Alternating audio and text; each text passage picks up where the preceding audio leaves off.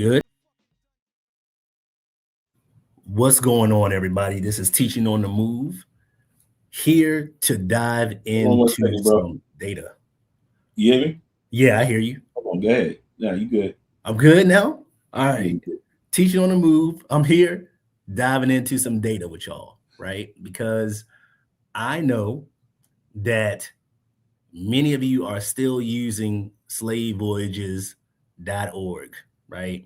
You're still using SlaveVoyages.org because you are either trying to actually learn about the slave trade or you, for some odd reason, you are trying to debunk it. But what I've noticed is that the individuals who are trying to use this data, they don't know how to navigate the data set correctly. So I got some time today and I actually want to walk through this website properly so that we know exactly what we're looking at and exactly how they're getting these numbers, right? I got each one on here with me as well. We're going to walk through this website step by step. We're going to point out a few things and then I'm going to send y'all on your way.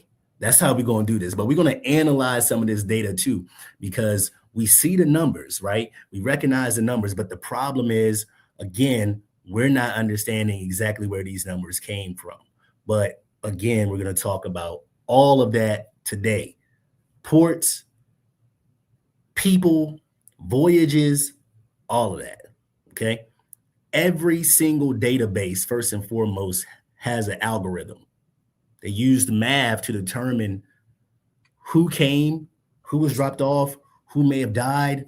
All of that is all situated in an algorithm. In order for you to debunk slave voyages, that or you have to actually have an algorithm. You have to go through that same algorithm and the same process and prove without a shadow or a doubt that these individuals were repeated or these voyages were repeated. Same groups of people, conflated numbers. So how do you prove that, right? You're going to have a lot of data in front of you to parse through. You actually got to know how to use it. You also have to actually do an audit of the website. I'm going to show you that as well, right? A whole process and how you would have to debunk it. So each one, you got the screen up. If you can go to Voyages real quick for me.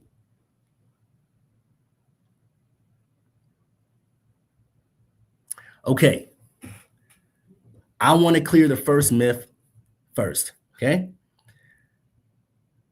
Here's the issue with those of you who are still debating 1619, right? The first slaves that are imported into the United States, right? Into what we know of today as the United States, imported in Virginia. What you're looking at right now is the transatlantic slave trade. That is what you're looking at. That's their database. If you look up at the top there, it's in blue, transatlantic, okay? Each one, can you hit the tab, the arrow over there where it says year arrived with captives?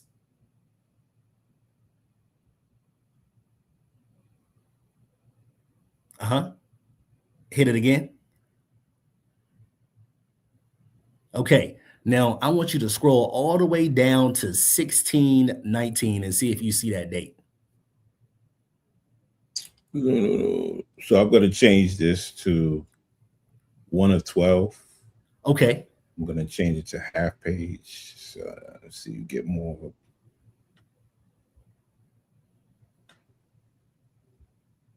1619.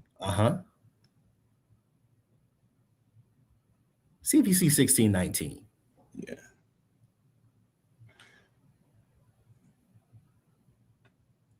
Let's see if we can get a full page. This is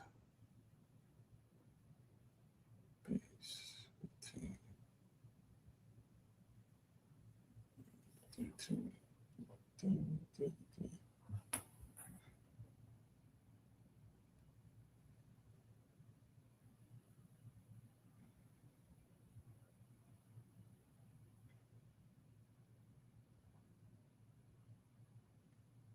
Yeah.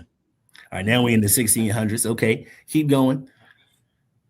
Hold on a second, because it got to get more of a page. Let's see, right? If you click on, if you go to go to where it said that 12 page one more time. Yeah. Yep, click that.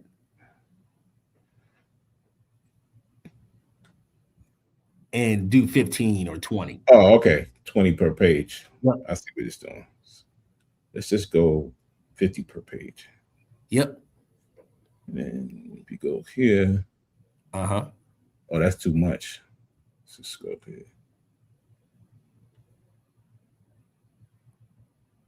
So we got to go up then. Yeah. So I would go back where it says 50 per page, click that, and do 25 per page. There we go. Now we back into the set. Okay. Yeah. Go back some. Go to 1619. Let's do this. Let's do this. 16. Now go back. 1630. 1624. 16. There you go. Okay, stop. All right. Go down. Now, if you notice, there's no treasurer and there's no white lion there, right? Yeah. And those are the two boats that took those enslaved Africans to Virginia in 1619. And when people look at this, right, because we've seen many content creators take a look at the transatlantic slave trade, and they're like, wait a minute, I can't find this. That means it didn't happen. If it happened, it would be on there as transatlantic slave trade, right? Here's the issue. The slaves were intercepted. They were on a Portuguese vessel. They were intercepted in the Gulf of Mexico. Yeah, that's where they were headed. Right, that's where they were headed. Is the Gulf of Mexico located in Africa or is it located in the Americas? It's located in the Americas. Okay, so do me a favor. Click on intra-American slave trade. Up there at the top. In that purple.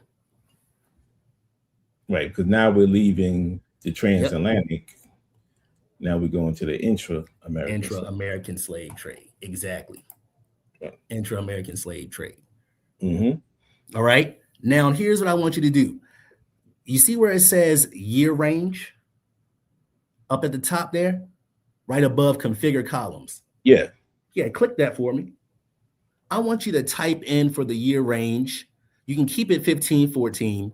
But in that one, I want you to put, let's put 1630. And then hit apply. Okay. Now, if you go back to those arrows where it says year arrived with captives in the first column, and click that button, the arrow button. I'll click it again. There we go. Now scroll, if you don't mind, scroll down to 1619 now and see if you see those two ships we were talking about. Let's see. Yeah, it would be the white line. The white line right there. And if you scroll up just a little bit, it'll tell you, let's see. Hold on. Yep. Yeah, keep going up. Keep going up. See where it says treasurer question mark, prize unknown right there, right? And then if you go down back to the treasurer, you'll see it right here. Prize taken from Portuguese. Yeah. Prize taken from the Portuguese. What was that prize that was taken from the Portuguese? The prize would be the booty. Yeah. In pirate terms or seafaring terms, the booty is whatever cargo you have on the ship. Hello. Right? Yeah. That would be the slaves, right? Yes. The cargo that's going to end up going to Virginia. How do we know this? Can I share my screen? Yeah, the human beings, absolutely. The human beings. That's another thing that we need to understand, right? This wasn't just some like product here. We're talking about human life, right? That was able to make it from the west coast of Africa to at least the Gulf of Mexico before it was intercepted, before the boat was intercepted, right? Before the Batista was intercepted and then split up between the White Lion and the treasurer, right? One of Mhm. those ships is going to end up going to Virginia. The other ship, as it states right there, is going to end up going to Bermuda. One goes to Hampton, that's Point Comfort. The other one goes to Bermuda. Again, like I said before, if you've ever heard me talk about my state, I've told you specifically that Bermuda and Virginia was one. They were Mhm. one colony at one point. Okay, so Bermuda was a part of Virginia. It wasn't until it split off and they had the Bermuda Company take over.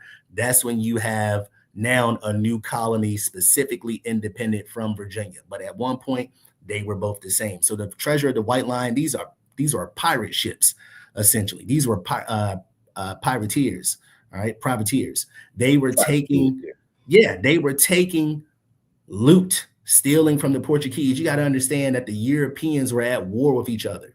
They were in naval battles with each other.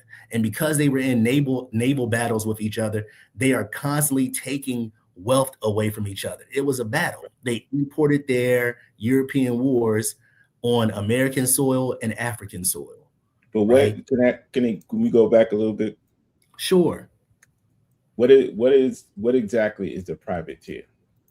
So a privateer is a boat, or not a boat, but a group of people um, aimed at taking or stealing from other groups at sea. That's where a So privateer would, is. So they would you say commandeering. would you say it's a pirate ship with a permission slip? Basically, basically, these are government. I'm so glad you said that. These are ships. These are individuals that are hired by the respective governments, right? These are people that are already in the Navy. They are already using the technology that the state has given them. It's an uppercase state, not lowercase state, is giving them so that they can conquer territory, or not conquer territory, but confiscate items, confiscate wealth so they can go back to the crowns, whichever crown they belong to. So the Portuguese had pirate vessels, the British had pirate vessels, the French had pirate vessels. All of these privateers were all a part of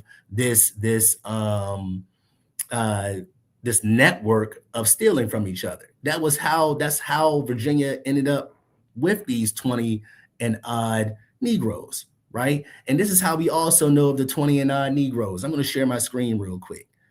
All right, hold on one second. I just want to show one thing. Oh, go for it. Go for it. Just to give, a little bit of clarity.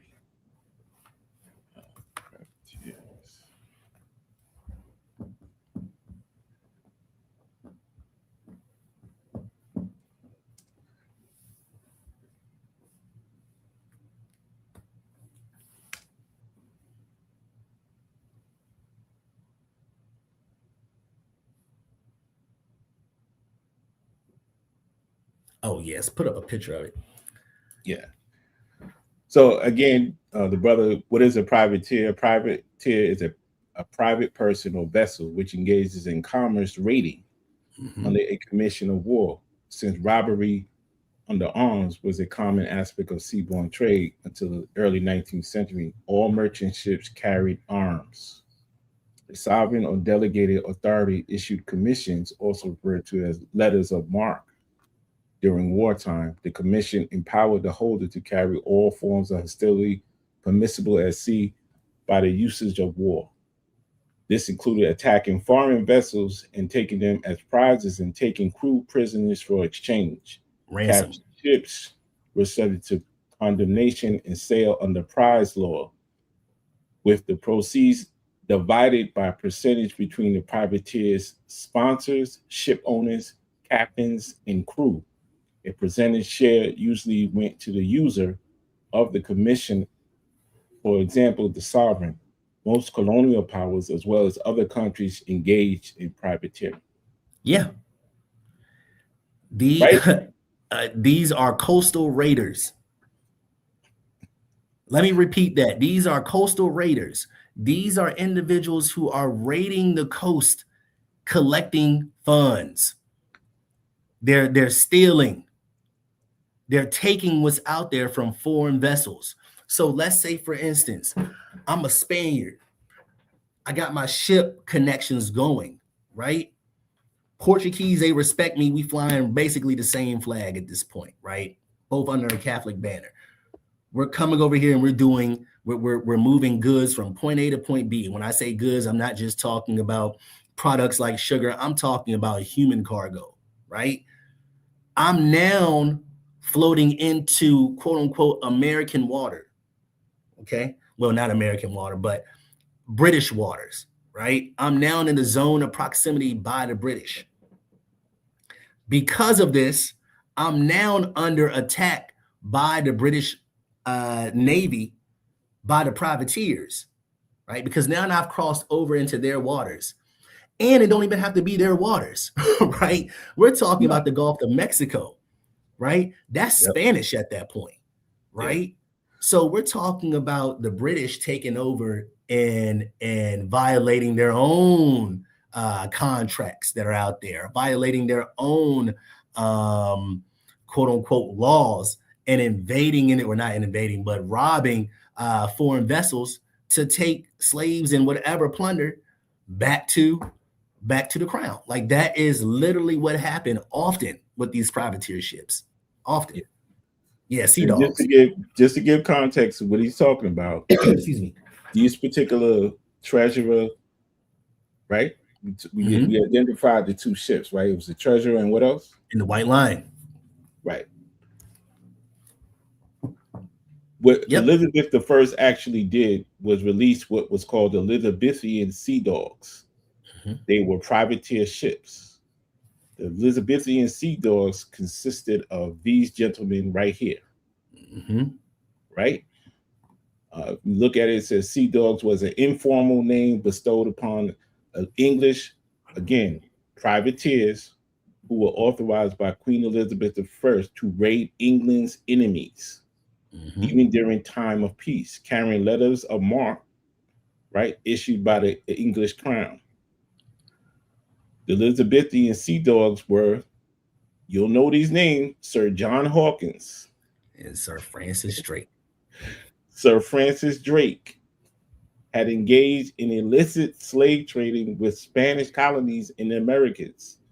The Spanish retaliated by defeating the English flotilla at San Juan de Ulúa in 1568. This was remembered by Englishmen, especially Drake, as he egregiously example of Spanish treasury. Drake would not pursue trading and enslaving, but would instead dedicate himself to attacking Spanish possessions wherever he found them. Exactly. So all of these people that you see on the right hand side, Francis Drake, Humphrey Gilbert, John Hawkins, Walter Raleigh, Richard Hawkins, Richard Grenville, Martin Fauconberry, and John Davis. They are all privateers raiding Spanish ships and Portuguese ships, which would be in the intra-American slave trade. Exactly. And I want to add this too, right? This is why you need to understand the importance of the Spanish Armada. Right there. Because the Spanish Armada is at war with England. This is a war, again, this is a war that's going on between two new powerhouse. Well, one is the new powerhouse, right? The other one already existed, right? Spain was already on the rise. Spain had already got to America before anybody else. Well, Portugal had got there first, but Spain thereafter, right? The two major players in Europe in terms of the Navy now is Spain and Portugal. This is why Philip II is so important, right? Yes. Because if I'm not mistaken, Philip II and Queen Elizabeth, they were about to be joined in a union together, right? Yes, there was going to be a marriage, a union between those two groups. They were trying to unify, or Spain was trying to unify its empire with Britain, and she gave them a hard pass. This is what gets the Armada stuff going, right, in the middle of the waters. This is what happens when you have these two major groups going at each other. You had those sea dogs sent out to go against the Spanish Armada. They're taking over ships. They're taking slaves with them. They're taking crew members with them. They're holding them ransom. It was all a whole bunch of competition out at sea. And the naval battles that exist during this time period are only going to continue, especially when we're talking about the early age of exploration. Well, not the early age of exploration, sorry, the early age of colonization. Exploration has already happened. Colonization is going to take off, and they're going to bring, again, those wars with them. They're going to bring those sea battles with them in the Atlantic Ocean. So it's just very important that we have that historical context first before we even go any further with slave voyages, right? On your, I want to go back to Jamestown, or not Jamestown, sorry. I want to go back to Hampton for a second. I want to go back to the 29 Negroes, okay? Oh. Well, you keep it right there. I was going to share my screen. Okay, good. All right. So I wanted to show you all this document.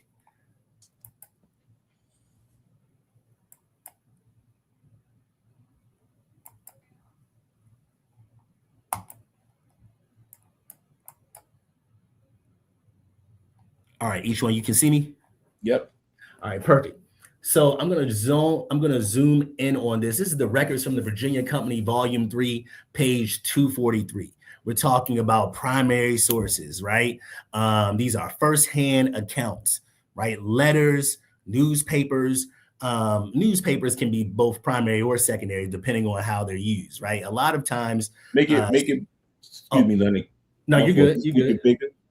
Yeah, here you go. I'll tell you when to stop. All right. Oh, okay. Hold on. Is that good? Yes. All right. Perfect. So, that might have been, no, that's actually perfect.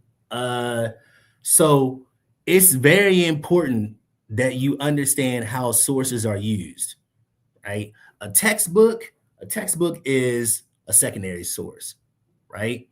Even a book, to a certain extent, can be a secondary source. Now, if it's a diary, if it's an autobiography, right, written by the person, these firsthand accounts, now we're talking about something that is a primary source, right?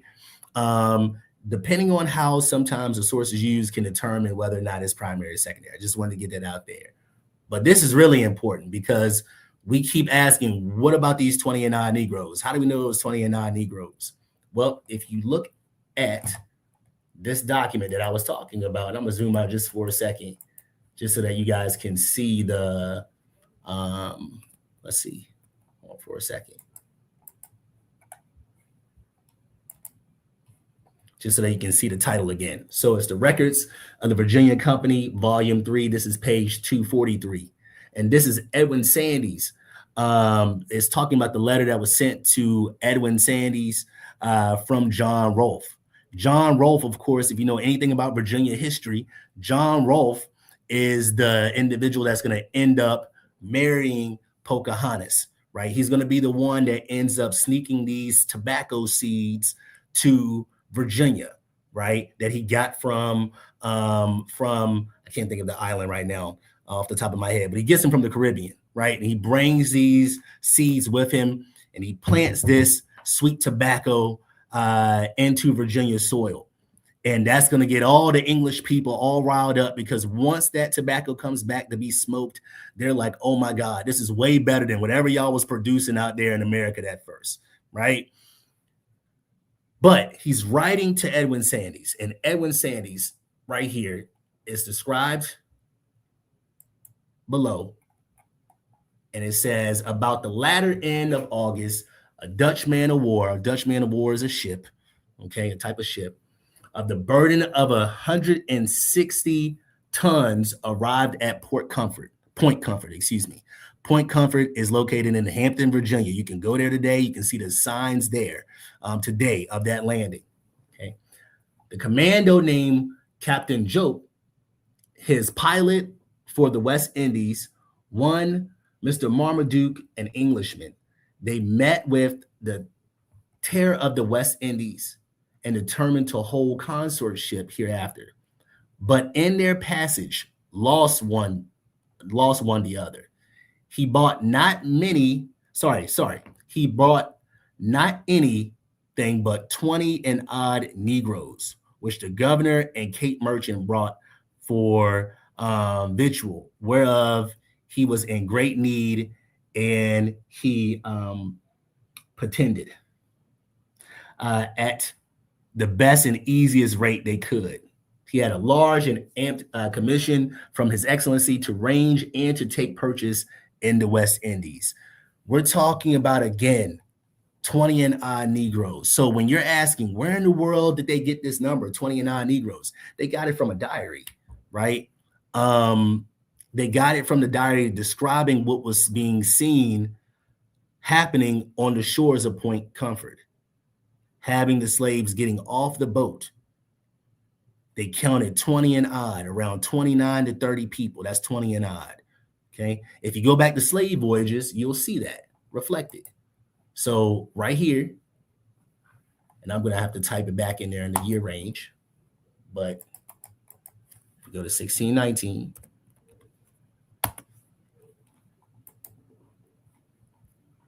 treasure and white line, apply. Treasure and white line, there we go. Total number embarked. Hopefully you guys, hold on, let me zoom it in a little bit more so you can see it. Total number embarked, 30. Total number disembarked, 29. Notice again, prize taken from the Portuguese, the treasurer. The treasurer is the one that's going to end up going to Bermuda with half of the cargo. The other, bro, I don't mean it. The bro, white line is going to go. I don't mean to cut you off. You hear me? Yeah, I didn't mean to cut you off, but I got to deal with the basics, bro. What does embark mean? Oh, embark means that they're getting on the ship, right? They are embarking. It's the place where they are getting on. I'm so glad you got to stop because I get excited. Does embark mean where the ship started from? Say that again now. Does embark mean where the ship started from? Not necessarily. Okay. Not necessarily. So we're talking about it. We're talking about where the slaves are being picked up. Okay, where enslaved individuals are being picked up. Is that where the vessel started from? Say that again now. Does embark mean where the vessel started from? Yeah, in terms of getting onto the voyage. Ship. Yeah, in terms of the voyage, yes. Yeah.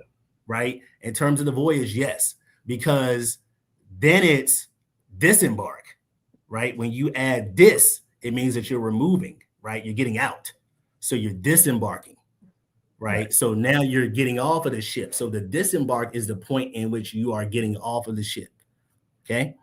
So, and I'm really glad that you mentioned that, each one, because I'm going to show you a chart also here where it's showing the embark numbers and disembarkation numbers of all of the enslaved individuals, right? Of all of the enslaved humans, right?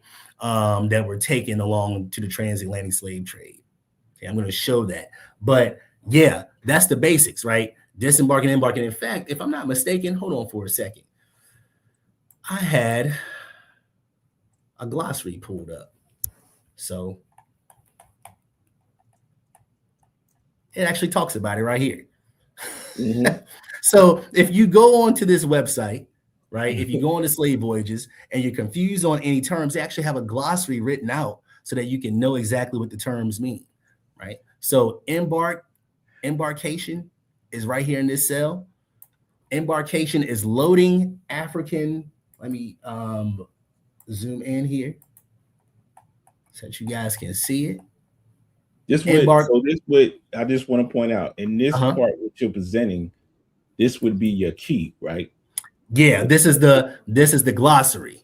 The glossary, right? This is the glossary. So this is basically a dictionary of terms, right? The terms that were being used in this website, so that when you're looking at the verbiage, you can go back and say, okay, what do they mean by embark? What do they mean by disembark? What do they mean by export, right? Or exported? What do they mean by fate? As you can see all right here, right? And this is the definition of them, right? So if we're talking about embarking, that's loading African captives into a slave ship. And and they make it very clear where they're coming from too. I don't know if you guys are paying attention to that, but I hope you are. In West Africa, slaves were embarked via canoe, as slaving vessels had to anchor offshore due to lack of natural harbors. Let me go ahead and make this very Yeah, clear. exactly. Let me make this extremely clear to y'all. Okay. If you are piloting a ship of any kind, you need to have a harbor. Because if you go too close to the coast, where all the rocks and stuff are along the coastline, your ship will wreck. It could get stuck, it could wreck, it could capsize, all of that. It's dangerous to pull your ships up to the coast with no natural harbor or no manufactured harbor at the time. And many of these places didn't have manufactured harbors at the time. That's why if you go to West Africa today, right, if you go to a place like Ghana today, you have all of those different slave castles and forts set up. Those forts were not just used to go back and forth and battling other European groups, right? So, like the Dutch going against the Portuguese ships, when they see them, they're blowing them up from the castles. It wasn't just a fort, it was also a slave holding facility, right? It was a prison for enslaved individuals. And they took these slaves, right? Poorly fed, abused, right? Mentally, physically, emotionally abused. And they got them onto these canoes, right? Many of them were put onto these canoes. And then these canoes were rowed to the anchored ships. Because again, if you were trying to drive a big old schooner, try to pilot rather, a big old schooner ship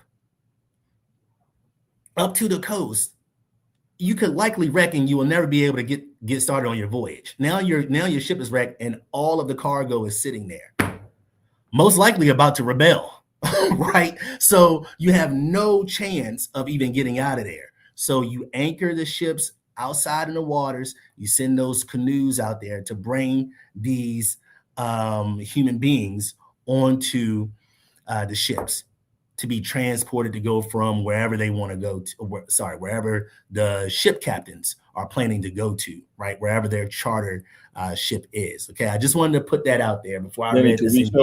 Lenny, could we just show one example? Yeah, okay, yeah, cool. Go for it. Here, I'll close my screen out. You go for it. Okay. And then you can come right back. Yeah, you got it. Show them the examples, man. We need to dead this now. You close it out? Yeah, hold on for a second. I thought I hit it. There we go. Okay.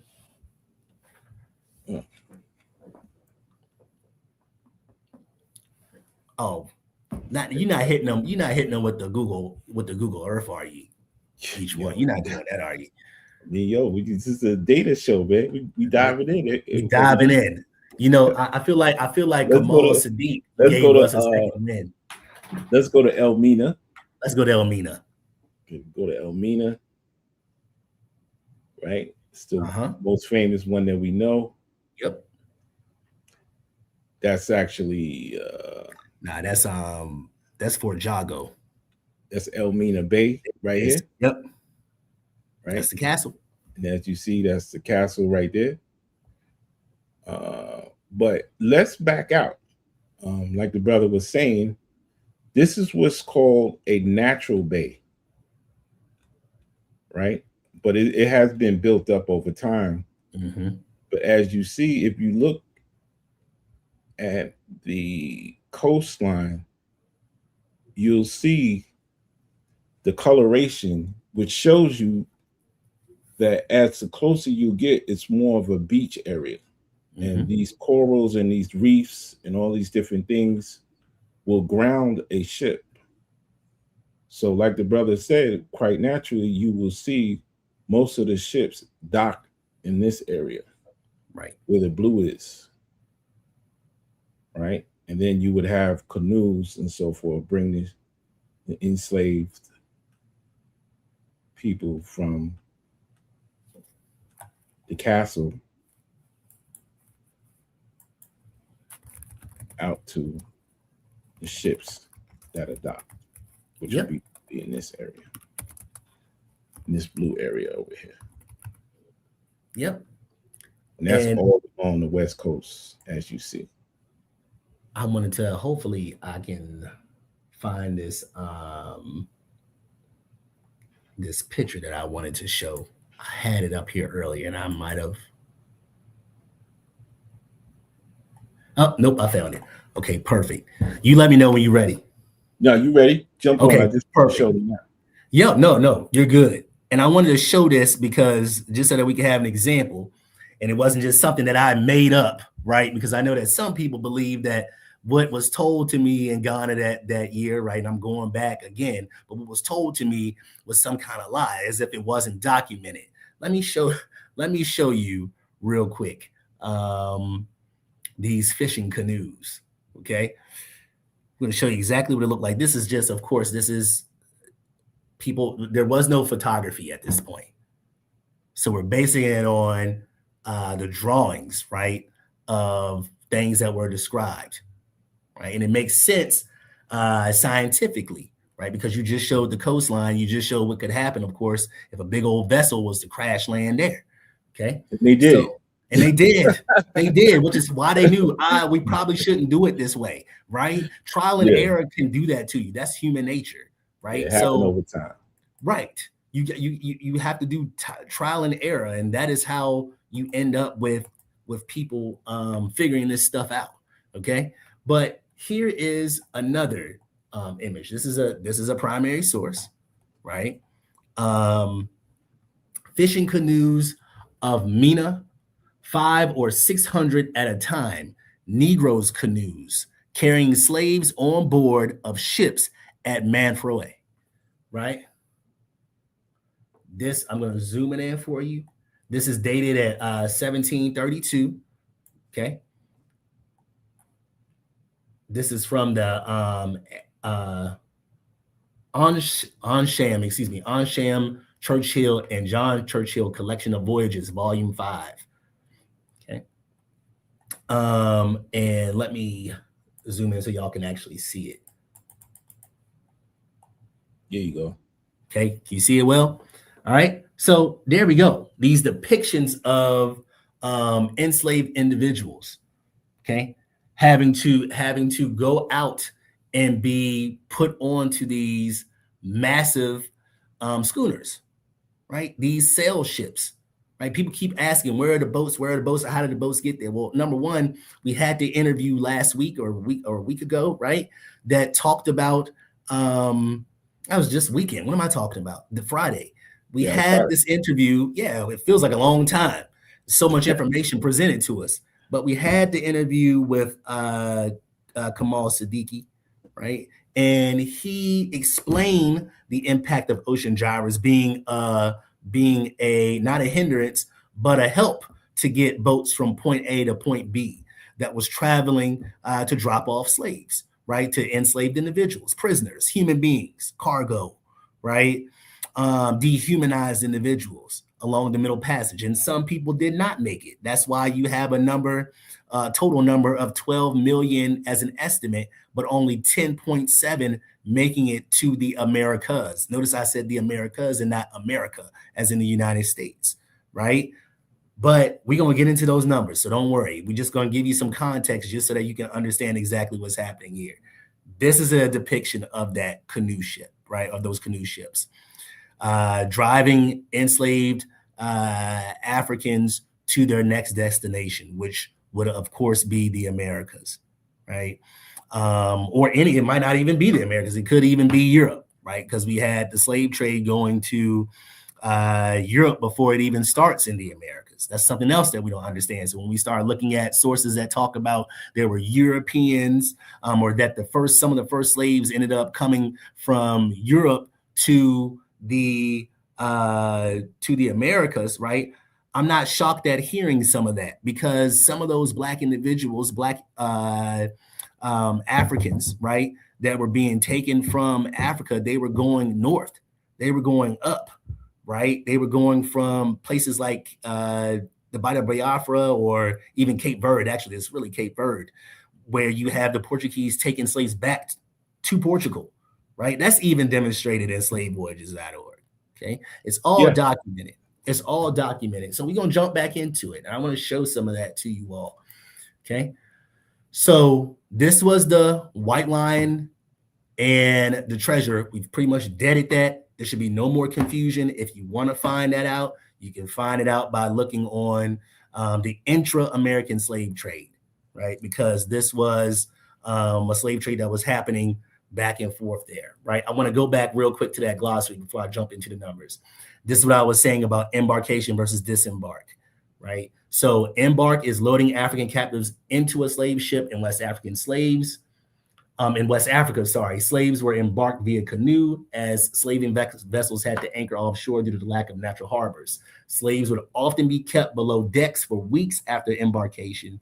Firstly, whilst they waited for the slaving master to procure a full cargo, and then during the middle passage across the Atlantic. Disembarkation, disembarked slaves faced a thorough preparation for sale, whereby they were scrubbed with palm oil, fattened with additional provisions, and shaved. Okay, so once they got to port, once they got to the disembarkation point, right?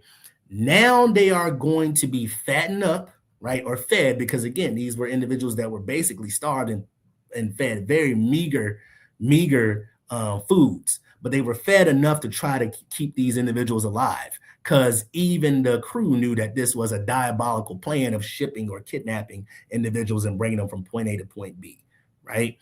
But once they got here, they got fed, and then they were rubbed with palm oil. And that is, of course, to be used to hide any kind of additional scars or wear and tear from the journey. Because again, no one at this time period, the goal was to try to make these humans, these people marketable for masters to buy, right? For slave planters to buy, right? If the healthier they look, the greater chance of them being productive on the fields. Right. Men, Can I women, ask and one children. question? Go for it. I mean to interrupt. No, you're good. But You're I good. think this is a poignant point at this junction. Can there be more than one disembarkation location? Yes. Okay, so just because you have a voyage, there can be more than one disembarkment. Is that correct? Absolutely. Okay. Absolutely. Because you could be in, let's say, the Leusden, right? A Dutch Mm-hmm. slave ship. You could be in there, and first you have a stop and you disembark in Aruba. Then you go maybe 30, 40 miles north. Can't really think of the space with the islands, between the islands, but you're going to Aruba next. That's another Dutch colony. Right. You drop off more there. That's one voyage, two disembarkation points, right? Dropped off half your cargo in one spot, half the cargo in another. And typically what happens is the enslavers, they already had worked out with the companies that they're working with, so that they know, okay, here, with depending on what you have, half of your loot or a quarter of your loot needs to go to this point at this particular time, right? Because we have some planters who are in need of cargo, right? In need of slaves, excuse me. And so they would drop them off, drop part of their groups there. Then they would go to another transport where they would know that they could get even more money, right? They might be organized in that way. Or it might be a situation where, okay, look, no one bought the rest of this lot. Right. We can't just keep them here, and the auction is over. Right. So now I'm gonna move these individuals back onto the ship, Mm-hmm. and I'm gonna take them to another location where they may sell again. Right. So was there ever question? Yeah, go ahead. Was there ever a scenario where this human cargo did not sell and you would bring back enslaved individuals Bring them back to where? from where they first started. Oh, could have. Oh, yeah. Yeah. Yes. Oh, that is a certainty, right? And sometimes, here's the thing, too. Even remember that when we had that interview with David Eltis, right, in the Mhm. feature, right? They said that there were people on the ship that got to take um, advantage of slaves, like they got to actually have part of a slave. Remember that when he talked about Yes, this? because the Okay, crew had to be paid based right, upon what they would sell at market, and oftentimes based upon the exactly. agreement of the sale of the people who were on the ship, or these would be crew, right? Yep. They would be paid based upon how much they will be sold at market. And Hmm. oftentimes the crew would have a piece or a part of said cargo or part of said human beings. Yep. So it may be one half, one fourth, one eighth, depending upon what they would be sold at market. Yep. And sometimes, like he said, even the ship's crew would be enslaved. Yep. So enslaved people maybe receive some partial payment by other enslaved people, Yes. which is Which, crazy to think about, but yeah, this is what was going on. it's crazy to think about, but it also speaks to the complexities of enslavement, right? Yes. This don't mean anything. Do you understand what I'm saying by that? Like, we're talking about individuals who were a part of this crew that were already enslaved. But now, since they work for the crew, they also have the ability to take advantage of a system that has already taken advantage of them. Right. This is the that People are is exploiting. This is all part of exploitation, right? all part of human nature at Then this point. you also have to factor in the fact that when you're taking these individuals into port, Hmm. right? This is just distribution of said cargo, Yeah. right? So you may have a Portuguese ship that is going into an English market, right? By Yeah. way of Bermuda or by way of Barbados or by way of Jamaica or by way of South America Right. or by way of Bahia or Rio de Janeiro, right? Yep. There are also merchants there, but there are also um, tax people there Yeah. who are inspecting said cargo because you have to prepare the merchandise to be sold. And when you come into a particular port, there's a tax man that is sitting there counting how many are you bringing in, how many were sold, and then you have to divvy up who pays taxes, who pays import and export costs. Yep.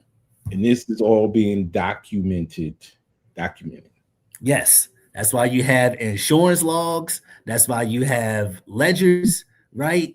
Yes. That talk about the amount of enslaved people getting on a boat and getting off a boat, right? That's why you do have some ledgers that have individuals' names on them, Yeah. right? You do have careful record taking, right? But not everybody was taking careful records. And on top of that, you have to also understand that in these numbers, you're not just accounting for the legal slave trade, but also the illegal slave trade, right? Yes. You have black market trading going on as well, just like you have today. Black market insider trading, that kind of thing that's going on in the stock market. You have black market trading off the block, right? Going on during the time period of enslavement. So even with enslaved laws going on and in full effect, you have individuals that are still making tons of money under the table with black market selling, right? And on top of that, if you go to West Africa, right, if you go to a place like Ghana, there might be tunnels that lead from someone's house down to the castles, right, where they're taking their slaves that they already had and bypassing all of that and getting paid a surplus without worrying about the taxing, because you can get taxed. Because that's another thing that people don't understand too. You also got taxed at embarkation, right? There's also a tax that could happen at embarkation, depending on who's the people that are doing the. It's really the government that's doing it, but they're taking a tax. They're taking some kind of form of payment that you have to provide for them, if you're a person who have acquired certain slaves that you want to have sold, right? So you can bypass that if you go through these, if you're sneaky enough to go through the maneuvers. That's how diabolical the slave trade was, right? And again, anything I'm saying, you please feel free to fact check, right? We're basing it on what we're seeing here and the information that has been imputed onto this website. And I'm glad that you said that about the inspections. You're talking about customs, right? Yes. So there were customs agents. Yes, there were customs agents that were there that underwent the inspection, or they didn't undergo the inspection. They had these inhumane acts, right, being placed on human cargo to go under this form of inspection, right, to ascertain their value prior to taxation and their sale to plantation owners, right? So it's exactly what you're talking about. I want to jump into this data though, right? Because believe it or not, I saw they said that the SlaveVoyages website had changed, that these numbers had just evaporated and gone away, and they had changed it around, and now they've changed the numbers, and it's not the way that it was supposed to be. Okay, just bear with me. Okay, this is the estimates of the transatlantic slave trade, right? This is where we get the 12 million, 10 million. I'm going to show the breakdown right here. Let's go ahead and zoom out just for a quick second so that you guys can see exactly what I imputed. Okay. I went over to estimates. So if you go to the, let me get rid of this real quick and go back to SlaveVoyages. If you go over here and you click those three lines, you can bring up estimates and it'll pop up with this screen. Okay. So if you notice, there's all of these places that can all be found in West Africa. The Bida Benin, Bida Biafra, it's like around Nigeria area, Gold Coast, which is Ghana, the Senegambia or offshore Atlantic, and offshore Atlantic. So if we're talking about offshore Atlantic, we are talking about places like Cape Verde, right? Those are islands off the coast of the of West Africa. Okay. Yep. Madeira, Canary Islands. Exactly. All of those small islands that are not connected to the continent, but they are considered to be offshore. And we're talking about the offshore Atlantic. So we're not talking about like an island like Mauritius or Seychelles or Comoros, right? Or Madagascar even. We're not talking about that. We're talking about offshore Atlantic. Those islands I just named, they're in the Indian Ocean, right? Which, by the way, they have an Indian Ocean trade on here now, finally, too, which is pretty interesting that they've included that. But Senegambia and offshore Atlantic, Sierra Leone, Southeast Africa, and Indian Ocean islands. That's what I'm talking about, right? So that's Southeast Africa. That's Mozambique. That's South Africa on the eastern side of South Africa. We're talking about, again, Madagascar. That's Indian Ocean area. That's Southeast Africa. You also have West Central Africa and St. Helena, right? You also have the Windward Coast. Okay, these are all of these different embarkation regions where the slaves got on board. Okay. Notice it starts where they put the data. It starts in the 1500s, 1501. Okay. You have in 1501 to 1550, no documented slaves coming from the Bida Benin yet, or the Gold Coast, or Sierra Leone, or Southeast Africa, right? But you do have documented enslaved individuals getting on the boats at the Bada Biafra, Senegambia region, and West Central Africa. What major country is trading in slaves first? Each one. You said what, sir? I said, what major country is trading in slaves first? That would be the Portuguese and also be Spain. Yes. Okay. Primarily the Portuguese, but yes, Spain will join, right? The Iberian Peninsula, they're going to be the first to engage in the transatlantic routes. Okay. They're going to be the first ones to begin the encounters.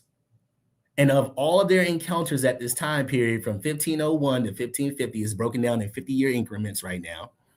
You can see it right here. 64,137 estimated voyages, or sorry, not estimated voyages, estimated bodies, right? Estimated human cargo placed on the ships, right? Mm-hmm. It will later increase between 1551 and 1600. It's going to end up increasing to 213,336. Why? Because now it has picked up from the Bada Biafra. It is also picked up in the Senegambia region. It has now added in Sierra Leone, right? And it has also picked up tremendously in West and Central Africa and St. Helena, right? And now we also add in the Windward Coast, okay? So just real quick, let me put up, see if I can get that map for a second.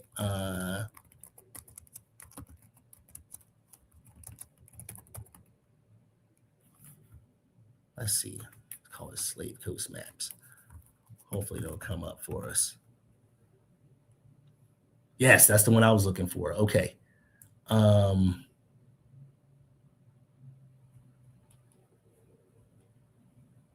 see where they go. Here we go. And this is actually, oh, please let it still be up there on Slave Voyages. Please let it be up there. Oh, it is. Okay. It's there. Okay, excellent. All right. So let's scroll down. Wait a minute, before I even scroll down. This is what I was talking about earlier. Remember when I said that the slave routes went to Europe first? Mm-hmm. Right? Okay. Before 1759, you had a whole route going in this direction. They were already doing trial runs. They were taking slaves. They were taking slaves to Europe first. Okay. Before they even thought about America, they were already taking enslaved Africans up north first. When I say up north, I'm talking about to Europe. Okay. So while you may find it as a shock that you have conversos and Ladinos and all of these people here, and you're assuming, oh, well, shoot, there were Black people already in Spain. There were Black people already in Portugal, right? Of course they were, but they had a root somewhere else, right? Many of those individuals started here in Africa first. And either their ancestors were enslaved or they themselves were enslaved. They end up converting to Catholicism. Once you are converting to Catholicism, now you begin the process of Hispanization. And once you begin the process of Hispanization, now you are part of the Spanish crown, right? Now you are a Spanish citizen, right? And not only that, a person like Juan Garrido will be able to go on to voyages with people like Hernando Soto, right? And they're going to end up building wealth in America and Mexico. Right? Yeah, because he becomes part of that, what we call auxiliary. Yes. Or he become what some people call them Black conquistadors. Uh-huh. But these people, as you said, already begin a life in Lisbon, in Seville, and in Venice also, in Europe prior to 1492. Yeah. Right. I just want to show just to add on to what you're saying. I just want to show this one part and we get right back to it. Let me add this. This is what you'll see. Every country, right, has what we call a Department of Commerce. What the Department of Commerce does is handle commerce, whether it be overseas, in sea, on the land, right? And all these contracts, all of these things are dealt with. If there's any dispute on the sea or any dispute on the land, those things are mitigated through the contracts and also through the agreements that were made based upon any state. Right. The first one that you see, or the first Department of Commerce dealing with international trade, will be the Casa de India, and this is specifically with the Portuguese. The Casa de India, India House or House of India, was a Portuguese state-run commercial organization during the Age of Discovery. It regulated international trade and the Portuguese Empire territories, colonies, and factories. Those forts that we see are still standing were not forts to hold human beings at first. Those forts were called factories. That's where you get the term fort from. It's actually factory.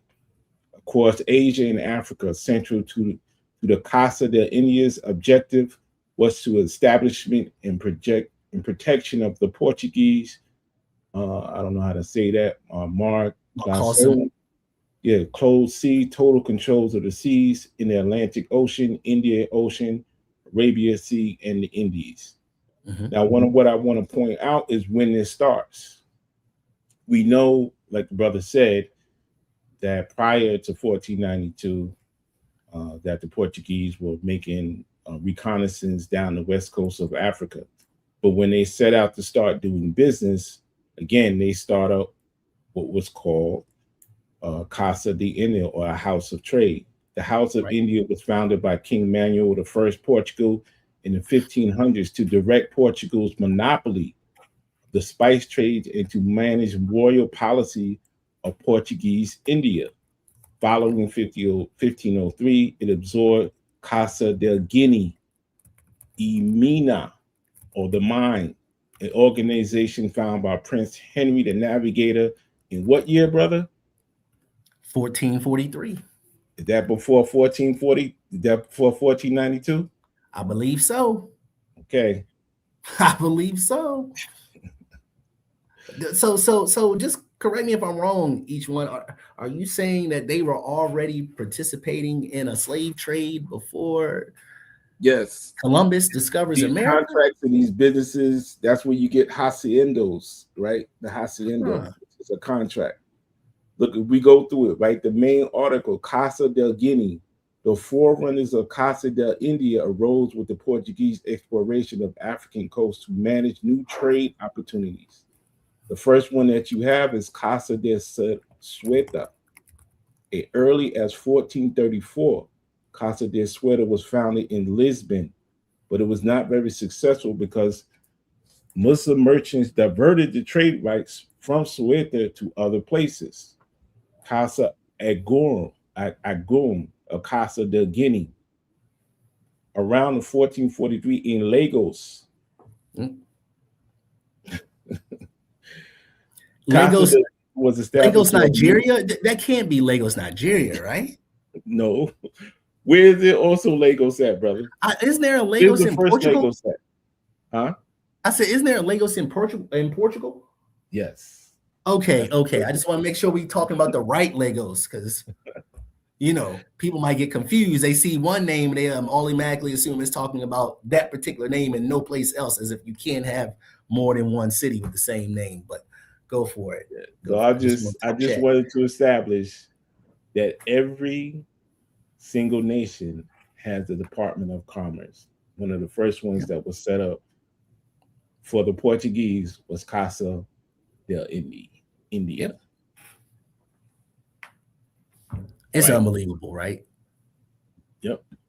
And the amount of documentation that goes into trying to keep a precise record of the transactions, right? We ain't talking about being humane. That's not why they were keeping the records. They wasn't trying to be like, well, we want to make sure that all the Afro-descendant people will be able to find their ancestry at some point, because that's what we believe. If we're going to do this unfair practice, we at least want them to be able to find themselves once freedom occurs. No, no, no, no, no. This has everything to do with keeping precise records to get paid, specifically for the crown and for brokers to get paid. That's what this was about. It was a network. It was a business transaction, and nothing more, nothing less. Yeah, these are business transactions. That's Yeah. that's the main point that we're trying to establish. And I just wanted to point out this last one. I mean, we can go um over and over this. This is another aspect of it. This is the international contract or commerce department of it.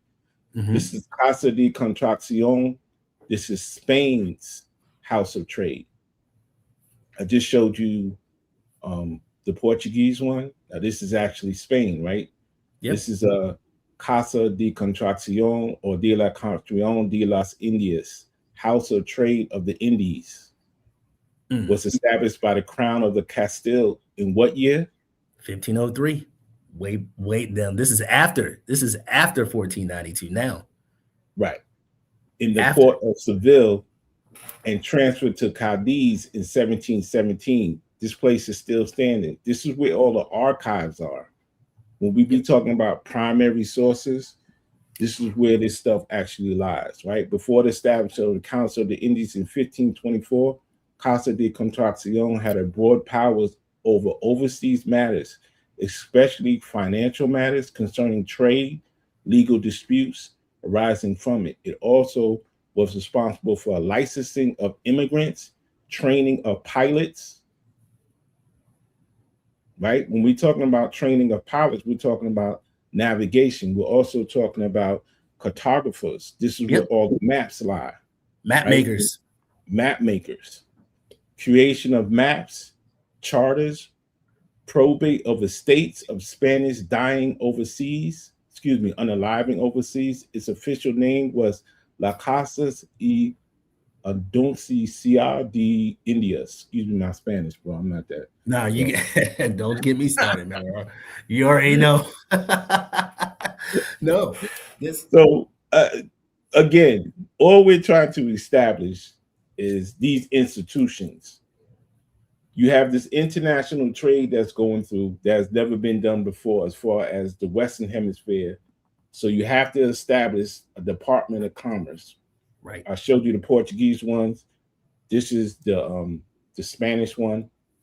And then we could show the Dutch, we could show the English, and we could show one, but that may be for another show. But go ahead.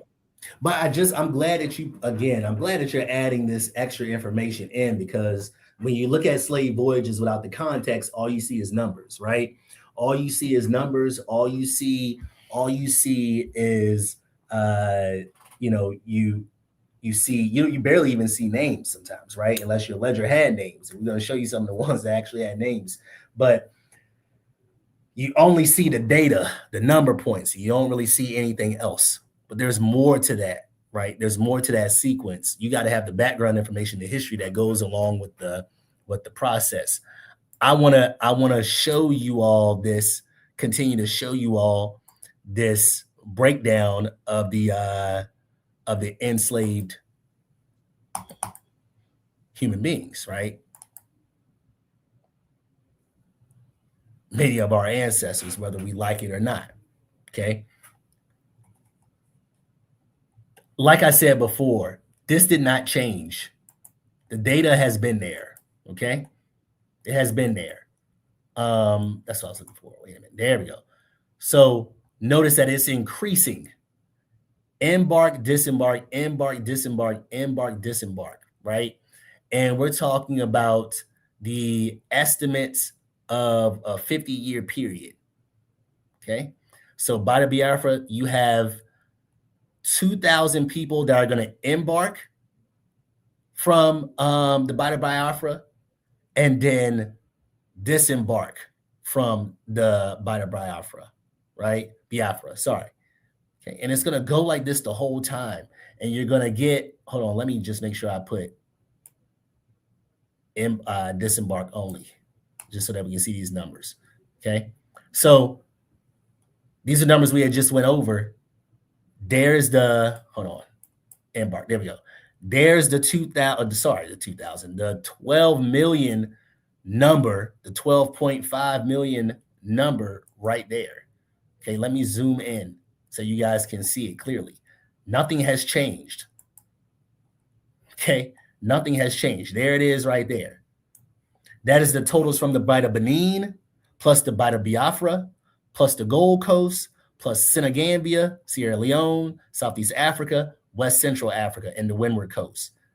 12 million people. This was the map that I was showing you. I want to go back to that real quick so that we can Well, brother, hold on a second. I just want to be accurate. It's not fair to say that nothing has changed.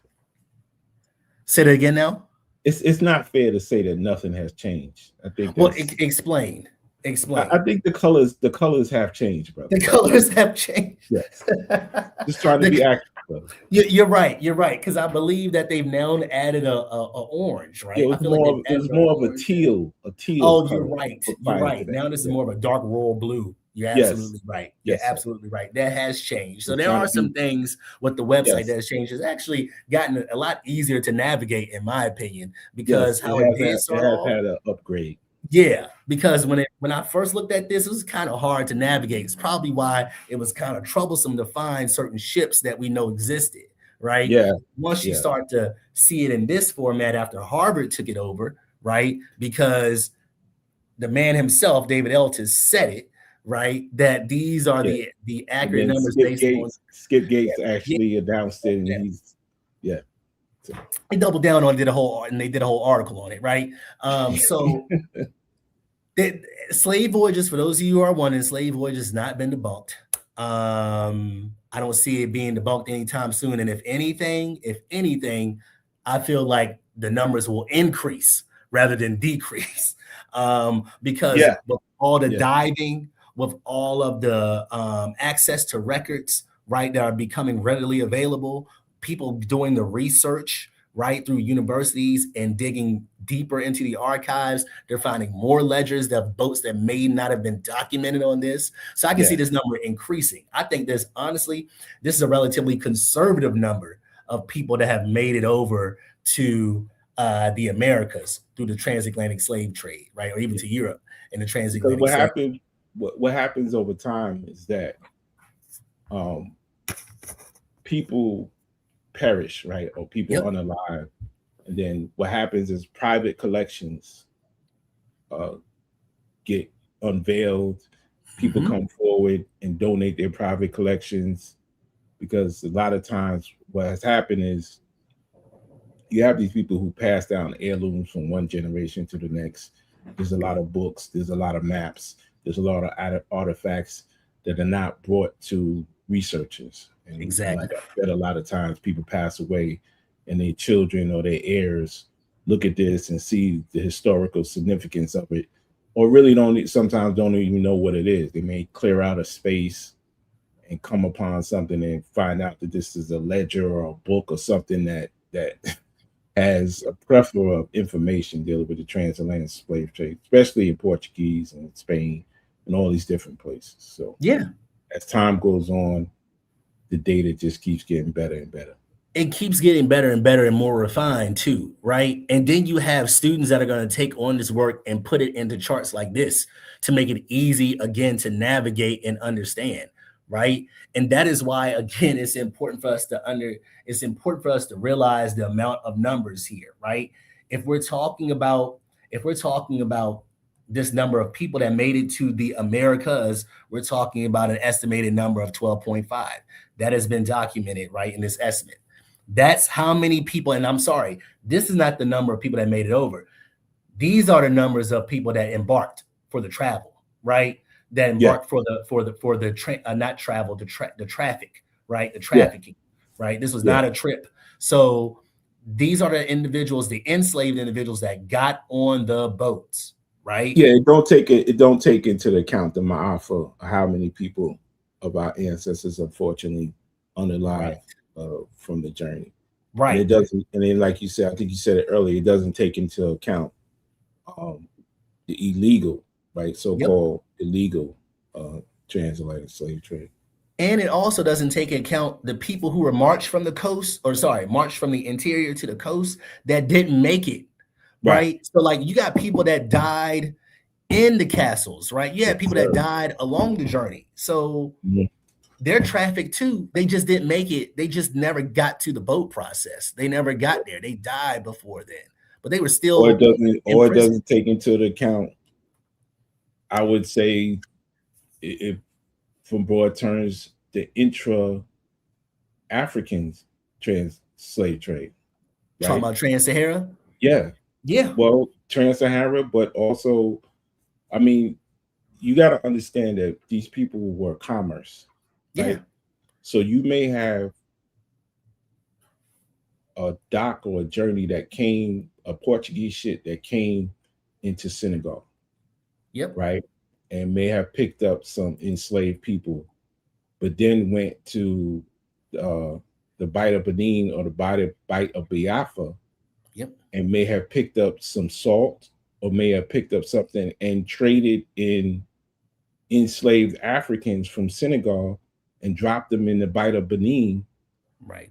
for some gum or some beeswax or something, right? Or you may Yep, have picked up some enslaved Africans in the Bight of Biafra and got to Cape Verde and transferred them there to be sold in Lisbon. So exactly. they were a commodity, Yep, right? And some of that information we have, right? yeah, So not only did they were being transferred or sold via the transatlantic slave trade, but they're also being sold and being displaced in Africa itself. yeah. And we are talking about again a globe. This the transatlantic slave trade is a part of a bigger slave trade. That's the thing that we're not under. Like this is a world. This is a global slave trading network, right? With Yeah, many major players. Some we know, some we don't know, right? Um, we're not just talking about African. We're not just talking about African chiefs being involved in this. We're talking about governors of Europe they being involved in this. We're talking about Arab enslavers being brought into this as well.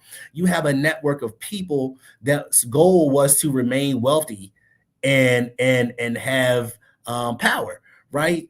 And some form of power, whatever that power was, they wanted it, right?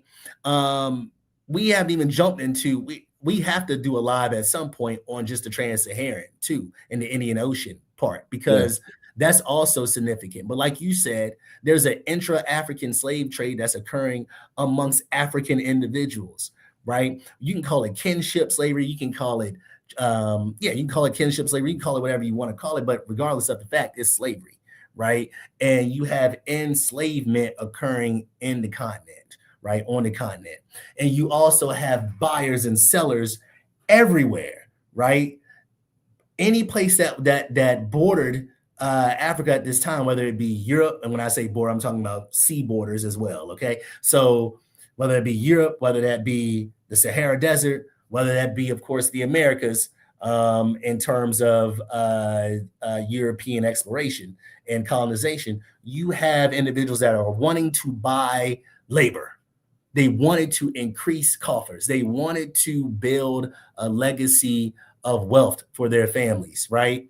Um, and you got to also understand too that you have poor individuals from these European countries, especially that are wanting to make a new life for themselves. Where do they learn it, or where are they able to obtain that new life? By building in America. That's where that's where they're going to go. And then again, you'll see new settlers moving into the African interior at some point, right? That comes in the early 20th century, really, but starts in, I would say, no, let me take that back. It starts in the late 19th century, right? White settlers moving into Africa to have a new to build a new life for themselves. I just wanted to throw all that out there so that we understand what's going on here in this picture. Okay. yeah. But This is. I mean, I don't know what people understand, but this is one of the first. It is the first international that connects all of the continents as far as commerce and business is concerned. Yep. So this is something that's very new. So we also have exchange rates that are going on, right? Because you're crossing money between certain markets. So there's a whole lot of auxiliary businesses that are actually taking place and popping up for the first time ever. Yeah. You have translators, you have financial markets that are opening up, you have accountants that are involved, you have contract lawyers that are involved, you have all kind of auxiliary businesses that support the greater transatlantic slave trade. Yeah. You have rope makers, you have metal workers, you have iron workers, you have all these different components that support this greater um, economic international business that's going on. Yes. It's all there, and it's all playing a major role. It's all playing a major role in how these countries will end up becoming wealthy, right? Yes. This is how, right? This is how this occurs. And if you notice, right, I just was messing around on this, right? And I took the different countries out. So I kept the United States, right? And if you look at the United States, it has the total number of people that embarked from these travels based on the website from 1645 to 1860. We're talking about these many individuals at the end of this. Okay. So around 305 embarked, 252,000 people disembarked, right? And that's in the United States. This is where they counted it. They started it all the way back. Like when I took off the numbers, it started it at 1645. Okay. So we're not even talking about the early colonial periods that get added in, because that's when you have Great Britain get added into the picture, right? And then Yeah. when Great Britain gets added into the picture of the transatlantic slave trade, this number grows exponentially. Okay. And Yeah. then you add Portugal, it's going to grow even, we know it's going to grow, right? It's going to get even bigger, right? So you can actually play around with the variables on this thing as well. What am I doing? There we go. Spain and Uruguay, right? Disembarkations, embarkations, right? The Netherlands, okay? France, and then Denmark will go ahead and get us that final number. But like that's how you work the SlaveVoyages.org website. And this is why I also wanted to put out here too. I was talking about the maps, because I was talking about all these different places. Mm-hmm. These are the coastal regions where captives left Africa. So all the places that I mentioned are all right here: Southeast Africa, West Central Africa. Most of the slaves came from West Central Africa, right? Right. Bida Benin, or sorry, Bida Biafra, Bida Benin, Gold Coast, Windward Coast, Yeah. Sierra Leone, Senegambia. And look, you Yeah. need to, when you're reading maps like this, these are like the bubble maps. So you got to understand what these big bubbles stand for. What this is saying is the amount of people that came from West Central Africa would be around 5 million, right? This medium-sized number, so like right here, we're talking about roughly 2 million, right? Over here, based on the size of this, we're looking at around 1 million people that left the Bada Biafra. Down here, we're talking about maybe less than 500,000, because if you look at the 500,000 right here, that's more centered, centered, excuse me, around places like Southeast Africa or Senegambia, right? So these are smaller, right? So you had smaller slaves being exported from this region, but you had a large amount of slaves being exported from this region. And if you know anything about this region, this is Angola. This is the Yeah. kingdom of, this is Congo, Angola. This is that area that they're saying. Right. Okay. You So see you the have a lot cultural of slaves going on. continuity in many of these places, like Louisiana, like Mississippi, Alabama, the Gullah Geechee. So I mean, so when we have these discussions, right, it's quite silly Because when we try to even like you said, well, how do you define black? Yep. I mean, it's not just about skin color, it's about the region from which this event took place. Yeah. Follow what I'm saying? Exactly. And you have to keep that in mind as you're looking at slavevoyages.org, or not even just looking at slavevoyages.org. You have to keep that in mind as you're looking at the slave trade in its totality, right? You have to understand this. Let me show you guys something else too. So we talked about the Windward Coast, right? Let's see if this is on here.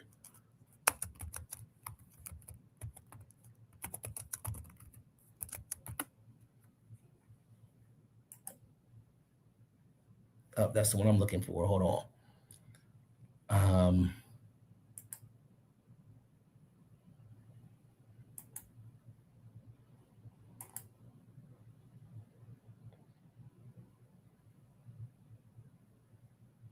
Take a little time loading up, so I apologize, but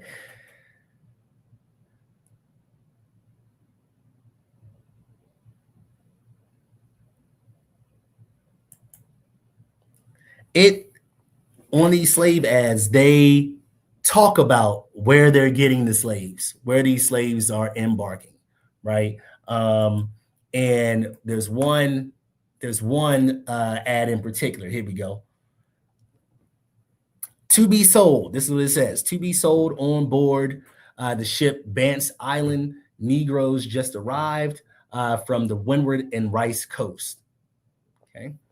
So says right here, Bance Island on Tuesday, the 6th of May, next to the Ashley's Ferry, a choice cargo of about 250 fine, healthy Negroes just arrived from the Windward and Rice Coast. If you watched our interview with Joseph Kostbauer, right, we talked about these caricatures, right, these composites that were made to be seen as savage composites, right? People that were uncivilized, people that were just wearing these gowns, just walking around Africa like this, right? Or walking around America like this, right? These were composites being smashed together.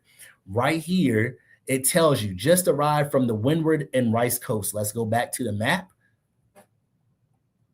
Rice Coast will be around here. Windward Coast is right here, okay? So that is where they're talking about these slave ports where they were picking up slaves and taking them to the different colonies. This is a colony that we're talking about going to a place like South Carolina, okay, or Georgia, right? There are slaves that are being imported there into the East Coast of America, right? East Coast states. So the utmost care has already been taken and shall be continued to keep them free from least danger of being affected with the smallpox, no boat having been on board, and all other communication with people from Charlestown. So yeah, we're talking about South Carolina, all right, prevented. So where, again, it's telling you exactly where these enslaved individuals are coming from. Windward Coast, Rice Coast, they lay it out there, these general locations, and honestly, this ups the price, right? If you're someone that's growing a rice plantation, right, you want enslaved individuals that are going to be exported from the Rice Coast, where they're known to have grown rice and they're skilled rice growers, right? This is where Gullah Geechee people come in, right? You have individuals that are taken from West Africa and being brought to the Americas to do a very specialized work. This time, the people that they're advertising for are for rice growers. So South Carolina, Gullah Geechee corridor, even including places like Georgia, and even some of the southern parts of North Carolina. Gullah Geechee corridor is stretching and bringing in people from West Africa to those areas, okay? Going back to SlaveVoyages.org, again, you have these numbers. These numbers are right there in front of you, okay? I put this in chat GPT for a second. I just put this in it because I wanted you all to see this. We're nearing the end, but I wanted you all to see this because I went into this to say, okay, look, let's just say I'm playing as devil's advocate, right? Lenny, could you make it bigger Oh a yeah, little bit? yep, Increase it a little bit. absolutely, absolutely. So I was playing around in AI, and I said, okay, let's say, for instance, I am one of the doubters, right? I don't believe that the slave trade occurred. I don't believe that the slave trade occurred. I believe that this website is BS, right? They got all the numbers wrong. They got everything wrong in all of this. There's no way that these numbers are accurate. So I put it in there. I said, let's play devil's advocate. I'm trying to debunk slave voyages and say that barely anyone came to the New World via slavery. What would I have to prove to show that it was overestimated? In other words, what would I need as my algorithm? Because again, all databases that come with estimates, and what an estimate is a estimated, is a scientific guess, right? It's an educated guess based on science, algorithms, and understanding of whatever variables you are using to support your argument. Yeah, Okay. it's a scientific theory, but those Yes, scientific theories and estimates are based upon facts. So exactly. it's not just a guess. You know what I'm saying? Exactly. It's a scientific estimate, which means it's Absolutely. backed by Right. evidence and facts and data. Exactly. Which is where you get the slave vessels ledgers, which is why you add in the insurance company documents, which is why you add in the size of ships, right? Because even that stuff gets documented, right? So again, the typical slave ship, okay, and I'm going to even put it in a calculator so you guys can see it. But the typical slave ship, it carries around 300 to, I would say, around 250 to 300 people, let's just say, okay? And there are some vessels that can carry even more than that, right? So the Lisden, again, I mentioned this ship before. This is a Dutch sailing ship. It was huge. It was a schooner, right? Mm-hmm. Huge vessel. Okay, it ends up sinking with a whole bunch of people on board, including like in the middle of the Atlantic. It ends up sinking, lost everybody on board pretty much. Okay, that carried around 700 people. Okay, I have the source to support it. There are some ships though that only carried around 300. So I put it in there, and this is what it says. It says, all right, if you're going to play devil's advocate seriously, you can't just say it's overestimated. You need to rebuild or dismantle the entire estimation model used by scholars, especially projects like SlaveVoyages. So this is for all the doubters out here. If you want to debunk it, I'm going to show you how you can debunk it, right? And if anybody is saying that they have debunked it and they're in a live with you, they will need to produce the following, okay? Here's a methodology. The accepted estimate, which is what I showed you all, is approximately 12.5 million. If you notice, it was even higher than 12.5 million, okay, of total people embarked that got on the ship, right?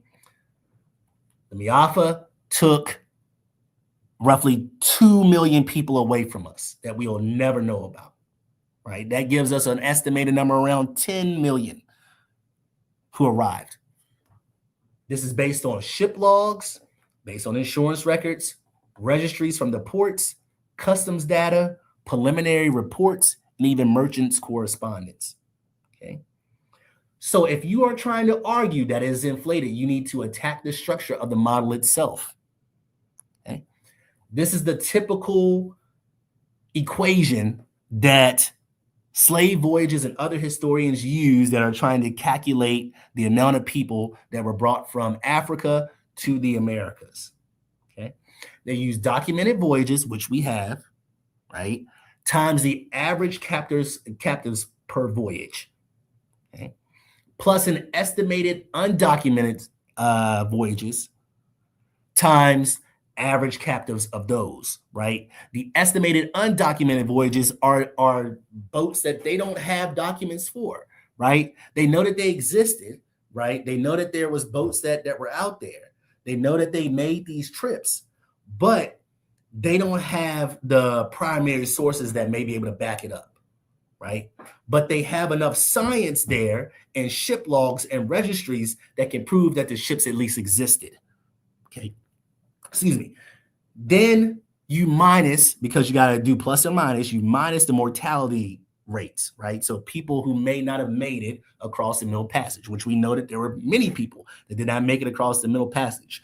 It's a miracle that people even survived the transatlantic slave trade, because honestly, everybody, including the crew, should have passed away on the transatlantic slave trade. I say this all the time, right? It was a diabolical trade, right? So Lenny, can I ask you one question concerning this also? That algorithm or that formula that you use, right? Mm-hmm. And I know, just to be sensitive to the fact that these are human beings that you talk about. Absolutely. But when you're just dealing with, there is a division of business in any kind of distribution, I would say. This is part of what we would call logistics, right? Yes. This is not a logistical formula that's used even today worldwide when you're dealing with the import or export of goods. Yes. Because you also have to take into consideration that these boats, especially large vessels, they're not going to just make one trip and never make another trip again. Right. These ships, especially if they are in good condition, they're going to continue to take on more and more captives each and every year or month, right? Depending on where they're taking them from and how they're taking them, right? That's why you have a transatlantic slave route and you have an intra-American slave route, and you also have an Indian Ocean slave route where boats have been documented. And so that those numbers are going to just keep, again, they're going to most likely keep going up. They're not going to go down. They're going to keep going up because more evidence will go into supporting these trips. But to your point, right, it's all logistical, right? And it's based on math and science and history. And by history, I'm talking about all the things that I mentioned earlier: the ship logs, the insurance records, the customs data, preliminary reports, merchants' correspondence. It's all there. Many of which you can see on the intra-American part. They have the documents there for you so that you can take a look at it. And on top of that, they even have where they're getting the numbers, even from a secondary sense. And I pulled some of that up as well, too. Okay. But down here, that's the algorithm that I was talking about. To debunk it, you're going to need to challenge each part, right? If you are going to challenge SlaveVoyages.org, if you are in a room with someone that's trying to challenge SlaveVoyages.org, they need to do the following. Okay, number one, they're going to have to reduce the number of voyages. They're going to have to argue that many recorded voyages are duplicates, right? So when they go into the Slave Voyages site, they got to show that many of the recorded voyages are all imputed twice or more than twice, right? It's just saying Treasurer White Line 30, 30, 30, 30, 30, 30, 30, all the same year, okay? They're going to also have to prove that some of these voyages that were added into this database never happened. Now, here's the thing. To prove that it never happened, you have to seriously go and show that these boats never existed, right? Like, there was no name for these boats. There was no travel for these boats. This is all conflated information. So you're going to have to find that. You're going to have to dig deep into the archives to try to find that there was no such thing as the Treasure and the White Line. Even though we know that it existed because it was documented based on the diaries that were sent to Edwin Sandys through John Rolfe. Okay. The records were fabricated or exaggerated. You're going to have to prove that too, right? You're going to need to have archival contradictions that prove the opposite. You're going to have the missing corroboration across ports. And then you're going to also have to have proof of systemic record inflation. Okay. But here's the problem with that. Voyages are often confirmed across multiple independent archives, right? In Africa, in the Americas. And I think there was something there written in, it looks like Arabic. I'm not sure what that says. So I don't even want to interpret what that means. Okay. Also, you have to lower the average captives per ship. The typical estimate of people brought over onto a slave ship per voyage was around 200 to 400 people. Okay. you have to argue that fewer people were carried. In order to do that, you're going to need the following. You're going to need to have ship manifest showing consistently lower numbers than what has been imputed in the data. You're also going to need to have a physical ship capacity analysis proving limits. So, for all the people who say, where are the boats? Where are the boats? It's time for you to sign up with Kamal Siddiqui. Go diving and start measuring the ships that are found under the water and do a capsize analysis on those ships. Or you can go and find the diagrams that have already been produced. You got to do all this, man. You got to do all of it. Look, why can't I just start a live and pull up SlaveVoyages.com? I know. Just start playing with columns and rows. Because they actually have to know. Have you even gotten to the point of that this is a database? Yeah. We haven't even talked about and that. What is the structure of a database with columns and rows? Yeah. And with something that's called a UID, which is a unique identifier to ensure that data is not repeated. This is the basic structure of a database. Right. Kind of got to have that, Khalil. You kind of got to have that each one, right? You got to have the science before you get to the madness, right? So you gotta have a structure. You gotta have a schema in a database. Right. You have to have some way to import the data to make sure that it's not repeating. Right. You can't just sit there with your hands crossed, right? Laying back in your seat, rocking back and forth, right? Talking about sheesh, and there it is, right? Bars. You can't just do that. You got to actually go through a methodology. You have to go through a science, right? We're talking about several decades of work that finally got compiled into a database. You're not debunking that in a month. You're not debunking that in 2 months. You're not debunking that in 12 months. You're not debunking that in a year, right? You're not debunking that even in 2 years. There was too much work that goes into the database in itself, all collected by people who are actually doing the work, going in the archives and putting in the data, because those people are actual researchers. They don't get on the TikTok just to grift. They're actually doing the work in the archives, which is very important. And this is why, here's the problem that you're going to run into if you try to do this. There's ship diagrams. There's tonnage data. There's sail records confirming the high densities of people that got on board. Again, we're talking about roughly 200,000 to 400 people enslaved per voyage, some of which I told you went up to 700. There are tax records. There are insurance claims that are tied to this. It's a business, okay? There's receipts. Every time you go to the store and purchase something, what's on that receipt? When you look at the receipt, is it not an itemized list of what you bought? You got every item. And is there not a date and a time of purchase? Right. Yes. Yes. And then it goes into what you purchased? Yes. And some places will go a step further, right? Because your register is tended by someone that has to log in with a code, right? Yep. So when they get the receipt, what does it also say at the top? Their names.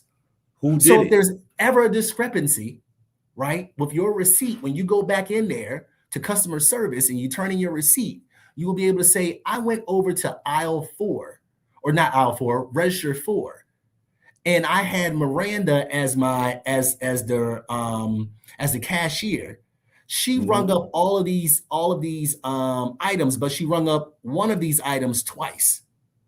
And who does Miranda work for? She works for the corporation. Okay. She works for the business. Each one. She works for the business that is employing her.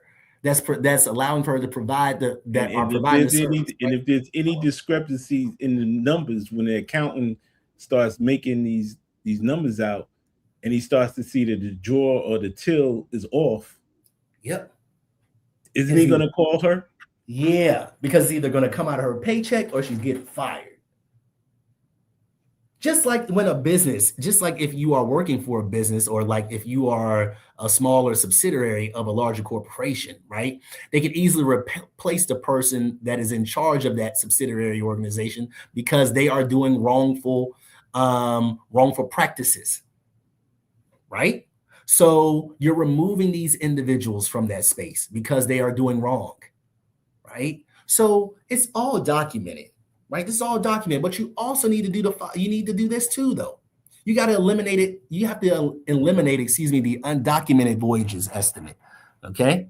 So historians typically add voyages we know existed but lack full records for, right? They always add those in. They always have to take those into account, right? Because even though you may not have full records of them, we know that they existed because they're written somewhere else, right? You're going to need proof that there are gaps in the records, so that they're completely absent, not just missing data, right? Because I'm sure that there's stuff on slavevoyages.org that do not have the primary sources necessary to support it, right? Like to support Absolutely. that. Yeah. Right. That happens, right? But that doesn't mean that it didn't happen, right? It doesn't mean that didn't exist, that boat didn't exist. It just means it doesn't meet the qualifications for them to market as such. They have tons of tertiary and of data and things like that doesn't meet the qualification to market as a voyage. Exactly. And they doesn't still pass the smell test, as they say. Right. They still include it even with the data, though. They still include it in the estimates, right? They still include it in the estimates. And so in order for you to step away from that, you have to prove that the gaps in the records equals absence, not just missing data, meaning that this ship did not occur. You have to prove that the slave ship Lavender did not occur at all, even though it's added in the data, right? And it's not because it's missing data. It's saying that someone made up the ship called Lavender. There's no Lavender ever to have existed in the world that carried slaves. You would have to prove that. Even with the missing data, you still have to prove that it didn't happen, right? Yeah, you'd be hard bent to do that because it's a cargo ship, right? So exactly. How many voyages did it take? How many cargo did it take on that were maybe at some point in time were not even human beings, right? Exactly. Could have been cattle, could have been horses, it could have been rice, it could have been barley. Because not only do you have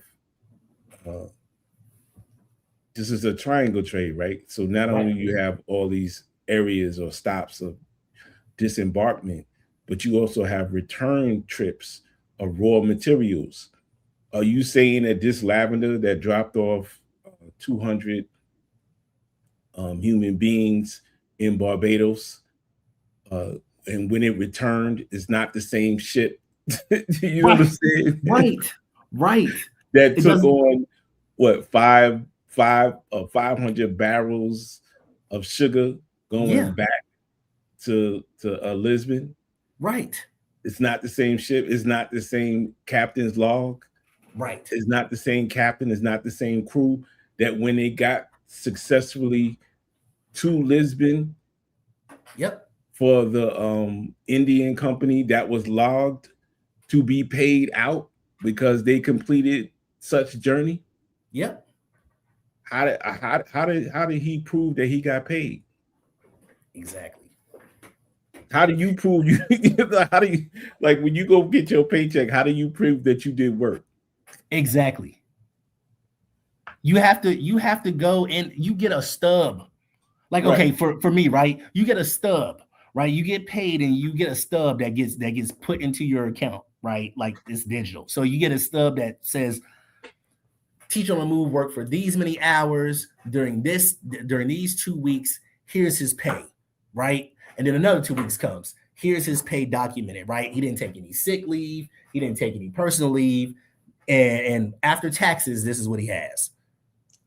You have a sum of income that will come to you after it's already been taxed to death.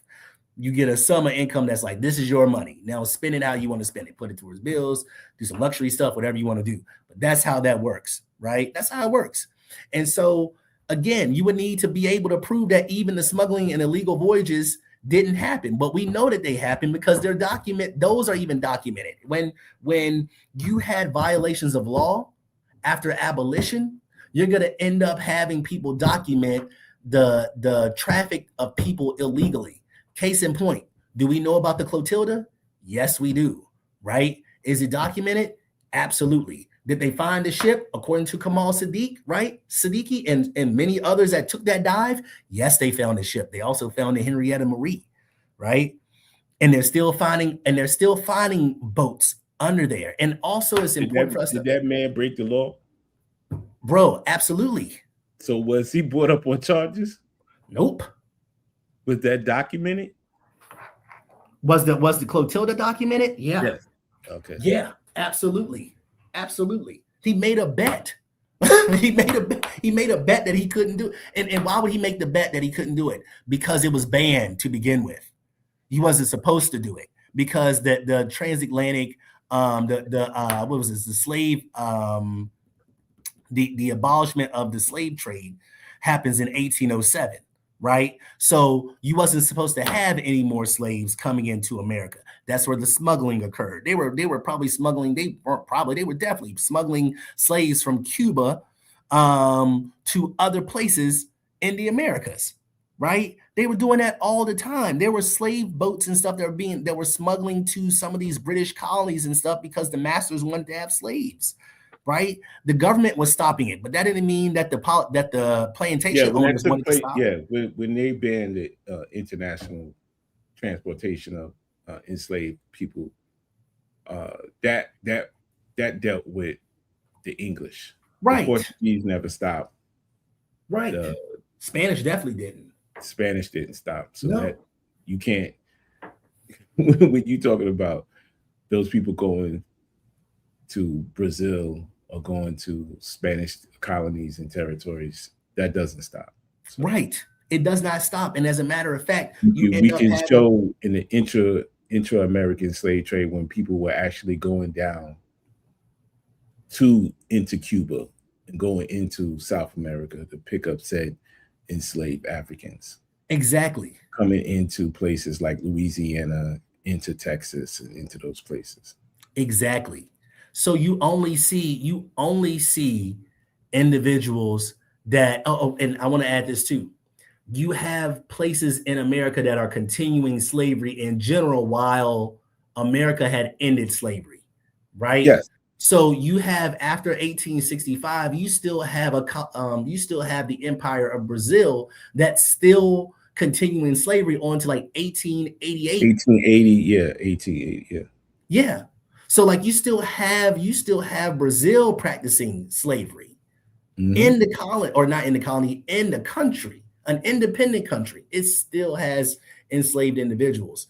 Cuba, I think, is like the last country in the Caribbean to end it. Brazil is the last country in the Americas to end it officially, right? So you have all of this happening at the same time. This is why I'm saying this is what you will need to do, okay? To lower the model, this is what you need. Okay, so I'm telling you all this because I know that you be on this app with people who claim that they have debunked slave voyages. They have debunked slave voyages. Show them this algorithm. They will need to have all of this and all the things that we had just mentioned earlier. Okay, so you need to have a revised total. So that's reduced verified voyages times lower average captives plus minimal or zero undocumented voyages minus a higher mortality. Okay. Minus a higher mortality, meaning that people are still alive, okay? And on top of that, you have to justify each of these variables with evidence, okay? So if you have not gotten a ship, I'm going to tell you right now, you're not getting past this part, okay? You're not getting past. Well, first, let's establish this, right?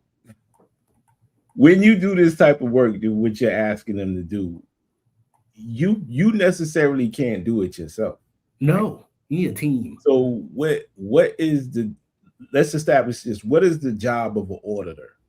When these corporations sue other corporations and things in there, and they going through these processes, like you said, they want to, go through their records and things of that nature. This law firm hires. Who do they hire to go through this type of stuff? Yeah, you have an actuary. What is an actuary and an auditor? Like, what is the job of an auditor?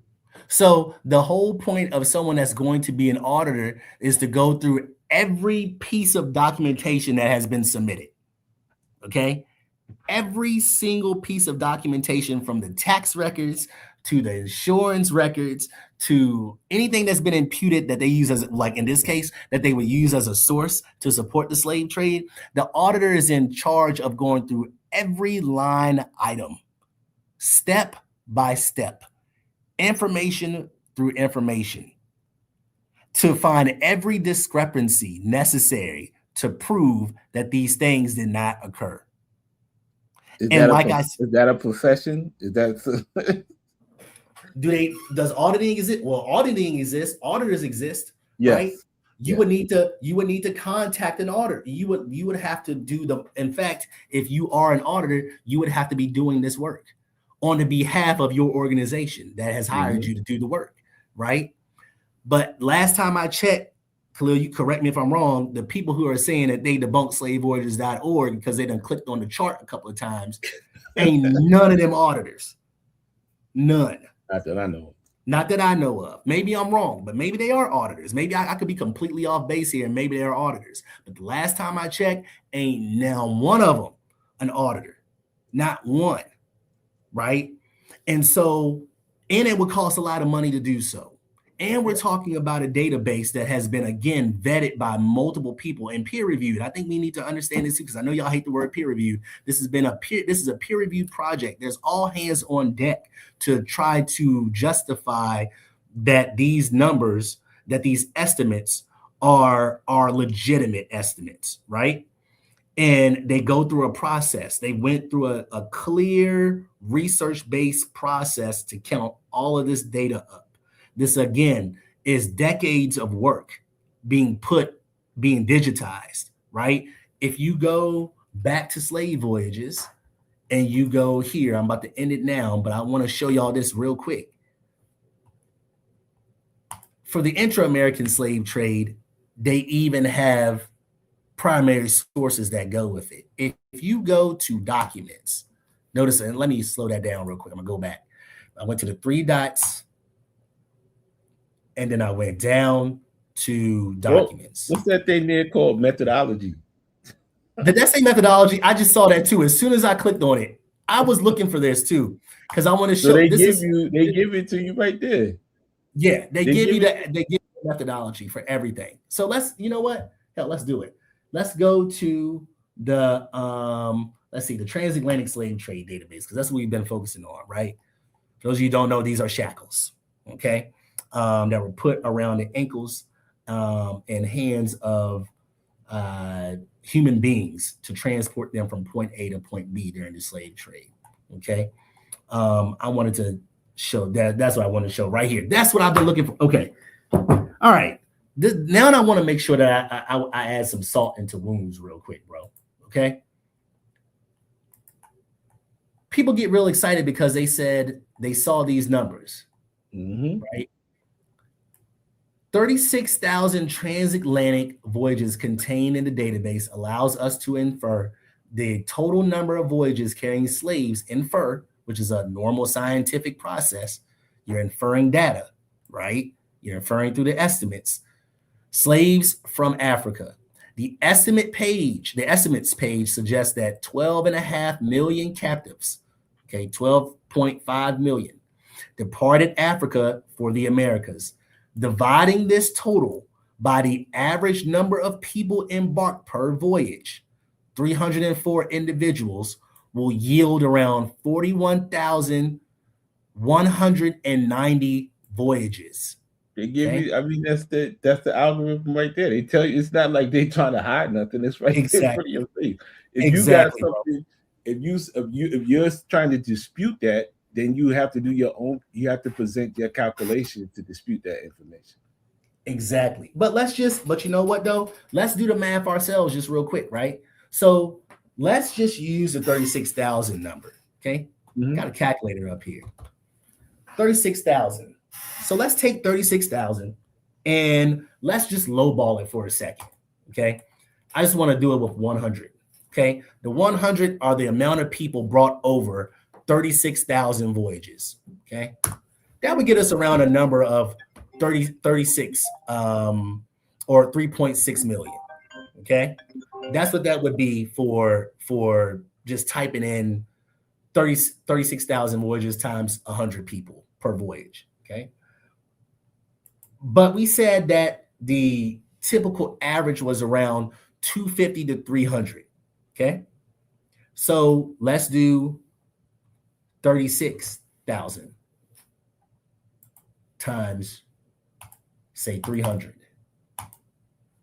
That gets us to the 10 million right there. Let's up the ante. Let's go ahead and put in the 36,000 times 350. More of the higher average. What does it yield? The 12 million number. This is how, when you do the math, and they explain it to you right here on the page, the estimates page suggests that 12.5 million captives departed Africa for the Americas, dividing this total by the average number of people embarked per voyage. Okay, so let's type it in. Let's do their math. Let's type in 12,520,000. Okay. And then we're going to times this, or sorry, divide it rather. Divide it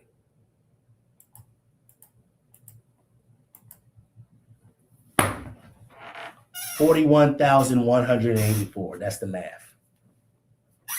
41,190. Damn near the same.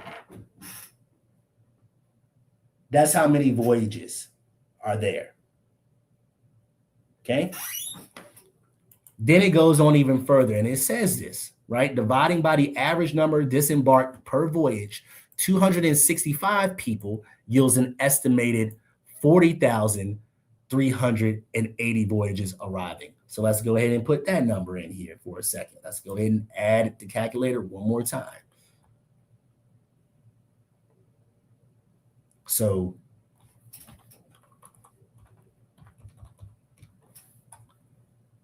going to divide that by 265. Around the same. In fact, it's even higher.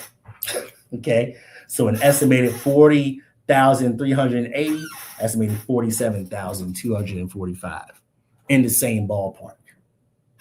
In the same ballpark. Not all 36,000 voyages in the database carried slaves from Africa. We know that, right? We just talked about it. Not all of the 36,000 voyages in the database carried slaves from Africa. A total of 633 voyages, 1.8%, never reached the African coast because they were lost at sea, captured, or suffered some other misfortune. Okay, so they either were capsized, either they got captured and then lost, right? Or some other misfortune could have been, the boat sunk, right? It to crash into some rock. Something could have happened, right? But after removing these voyages, the database contains some trace of 85% of the voyages that embarked captives. That's 85%. That's still a very large number. That's close to 90%, right? The database also contains records of 34,106 voyages that disembarked slaves, okay, or could have done so. In other words, for some of these, we do not know the outcome of the voyages, right? A total of 668 of these disembarked their slaves in the Old World. The latter group, the Old World is Europe, by the way, okay? The latter group comprised mainly ships captured in the 19th century, which were taken to Sierra Leone and St. Helena as part of the attempt to suppress the trade. Okay. A further 277 sank after leaving Africa with the loss of their slaves. In all, the database contains some record of almost 80% of the vessels disembarking captives. Of course, there are other estimates of the volume of the transatlantic slave trade. If this is even more important, this is what people tend to forget too, okay, when they're reading this. If we take a higher estimate of, say, 15.4 million departures, then the voyage database documents 2/3 of all slaving voyages that sailed between 1514 and 1866. So what they're saying is, let's say if we up the number to 15.4 million departures, then the database that is currently on file right now would support, based on the documents, 2/3 of all slaving voyages that sailed between 1514 and 1866. That means that 2/3 is roughly 66%. Still well over 50%. Still justifies the certainty that the slave trade happened, and still justifies the numbers of people that were embarked and disembarked along the trade. Okay, we're going to end it right there, but I wanted to come out here to show you how to navigate this thing. I'm glad we pulled up the methodology. Oh, and I forgot one more thing, actually. No, I'm not ending yet. One more thing, just so that you can see this. I'm going to go back. Let's see. Hold on. So you saying they didn't take the higher number, right? They didn't take the higher number. See, no, they didn't. They could have. They could have. That's the thing. They could have. They could have taken the higher estimate, and they didn't, right? But you take the mean. You always take the mean. Right. You take the average, because the average is safer, right? If you go too high with no data to support it, then you end up with people actually saying, wait a minute, this seems a little bit inaccurate, right? But but they said it themselves. If you take 15, we take the 15 number, we still have enough data to support 66%. Yeah, 66% of the voyages that happen. Okay, 66% of the voyages that happen. So that's what we're looking at. And I just want to show y'all this too. One last thing, because everybody's like, where are they getting this stuff? Where are they getting it? Right? You have a whole bunch of primary sources right here that shows you ship manifest, that shows you intra-American slave trading going on, documents from America. Oh, sorry, they're documents from America, but they're documents from like Virginia going down to Georgia, right? Or Louisiana selling slaves to Texas, right? They have all of the intra-American stuff documented. Well, not all of it, but a lot of the intra-American stuff documented from archives.gov, right? Tons of stuff here. I wanted to pull up one of these. Let's see. Let's go to page.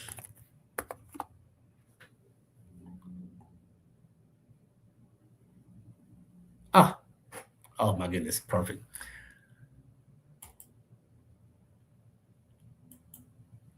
Hopefully this will open up. Boom, okay. Ooh. Let's see if I can get my cursive on. All right, so it says African House, April 26, 1714. I'm directed to desire you to lay the following particulars before your committee, that for much of the rainy season on this coast will not be over until the latter end of July or beginning of August. This committee proposed that the South Sea Company ships for the remaining Negroes be dispatched as followeth: in all June, for Cape Coast, for 300 Negroes, for the Windward Coast, 300, for Ouida, 400, 3 ships for 1,000 Negroes.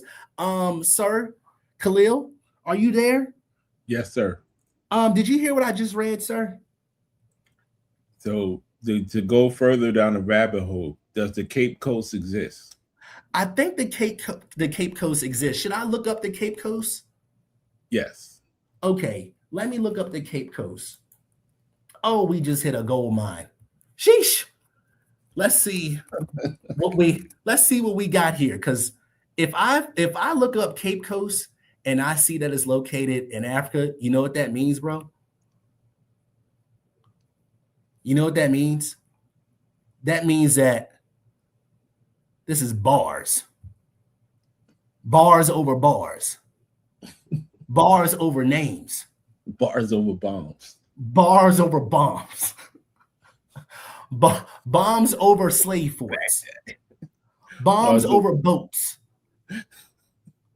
Bombs, right? I think the Cape Coast is located right here in Ghana, modern day Ghana. What is that castle you showed us earlier, the Elmina Castle? Well, this is the Cape Coast Castle, not too far down from the road, down the road of Elmina. And who possessed that? Who built that? Portugal. And then the Dutch took it over. And then who took it over after that? The British. And that is a That's and then what was the name of that? Could we go back to that ledger? Sure. Let me go back to that ledger because I could be wrong, man. You know how I be. Like sometimes I get excited about history. Could we please look up in going on with our methodology, right? We already established that these were corporations. Yeah. We also established that these corporations actually had to submit to whatever Department of Commerce that they had. So can we look up the South Sea Company? Was that a corporation? Let's see if the South Sea Company was a corporation. Let's see.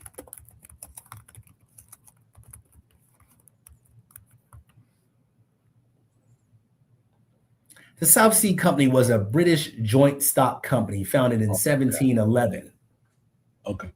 Let me read it one more time because I'm sure you probably didn't. I want to make sure you comprehended that, Khalil. Okay. The South Sea Company was a British joint stock company founded in 1711 as a public-private partnership to reduce national debt. Oh, okay. So in 1711. Yeah. Sure, this is at the height of it, right? So they had to at some point get a contract from somebody, right? I believe so. I believe they did get a contract from someone, right? As a matter of fact, let me go ahead and type this in too, so that we all are clear on what we're looking at here. Because it's weird how people bring up the charts, but they don't never bring up the sources to go with the charts, right? They'll say this ain't got nothing to do with Africa, yet we just found the Negroes. Keyword Negro, by the way, right? Talking specifically about Africa. I don't think that mentioned anything about America explicitly. I saw that being slaves being taken from Africa, right, to be imported elsewhere or exported elsewhere. So let's look up something else while we're on this rabbit hole. Let's see what was established in 1660, shall we? Let's just see what was established in 1660. So here's the group of people that were, no, you know what? Hold on. I don't want to look it up right there. You know where I want to look it up, Khalil? You know where I want to go? Let's see. Slavery, power, and law, Royal African Company. Let's see if there's any Royal African Company documents from 1660 that's located on this database that was established. Let's see if there's anything here. Because I like to, you know how we are. We be up there putting our brains together and fact checking each other, right? Yeah. So because that's what makes good scholarship, right? We don't never take anything face value. So this is what it says here for the Royal African Company. This is slaverylawpower.org. This is another really good database. If you want to learn a little bit about the project, you can click on it here and get even more information. This is a really good source, right? Royal African Company 1660 to 1667. Royal African Company documents are a few among many documents that show royal support for slavery after 1660. So now you have the crown involved saying, go for it. Keep importing slaves, right? Here you go. Let's see what it says about the Royal African Company. We can even start right here. Let me go ahead and zoom in for everybody at home. For everybody at home, remember The whole idea is that these people weren't coming from Africa, remember?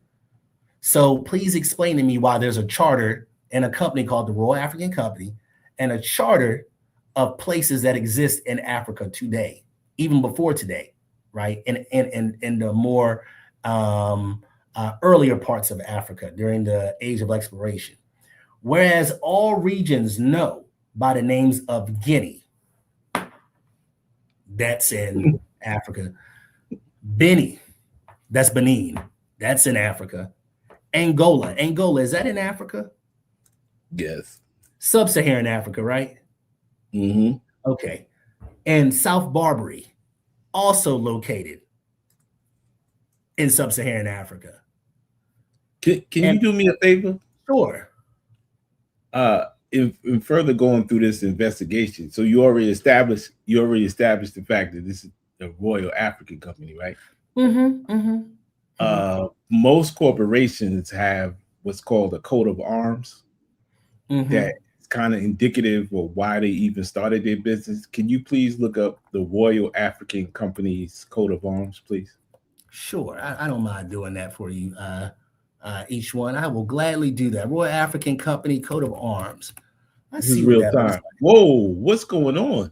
Well, wait a minute. I wasn't supposed to show you that. Hold on for a second. Nah, actually, I don't like to withhold information from people. Let's go ahead and keep that up there. Don't do that. What's going on? Did we do that in real time?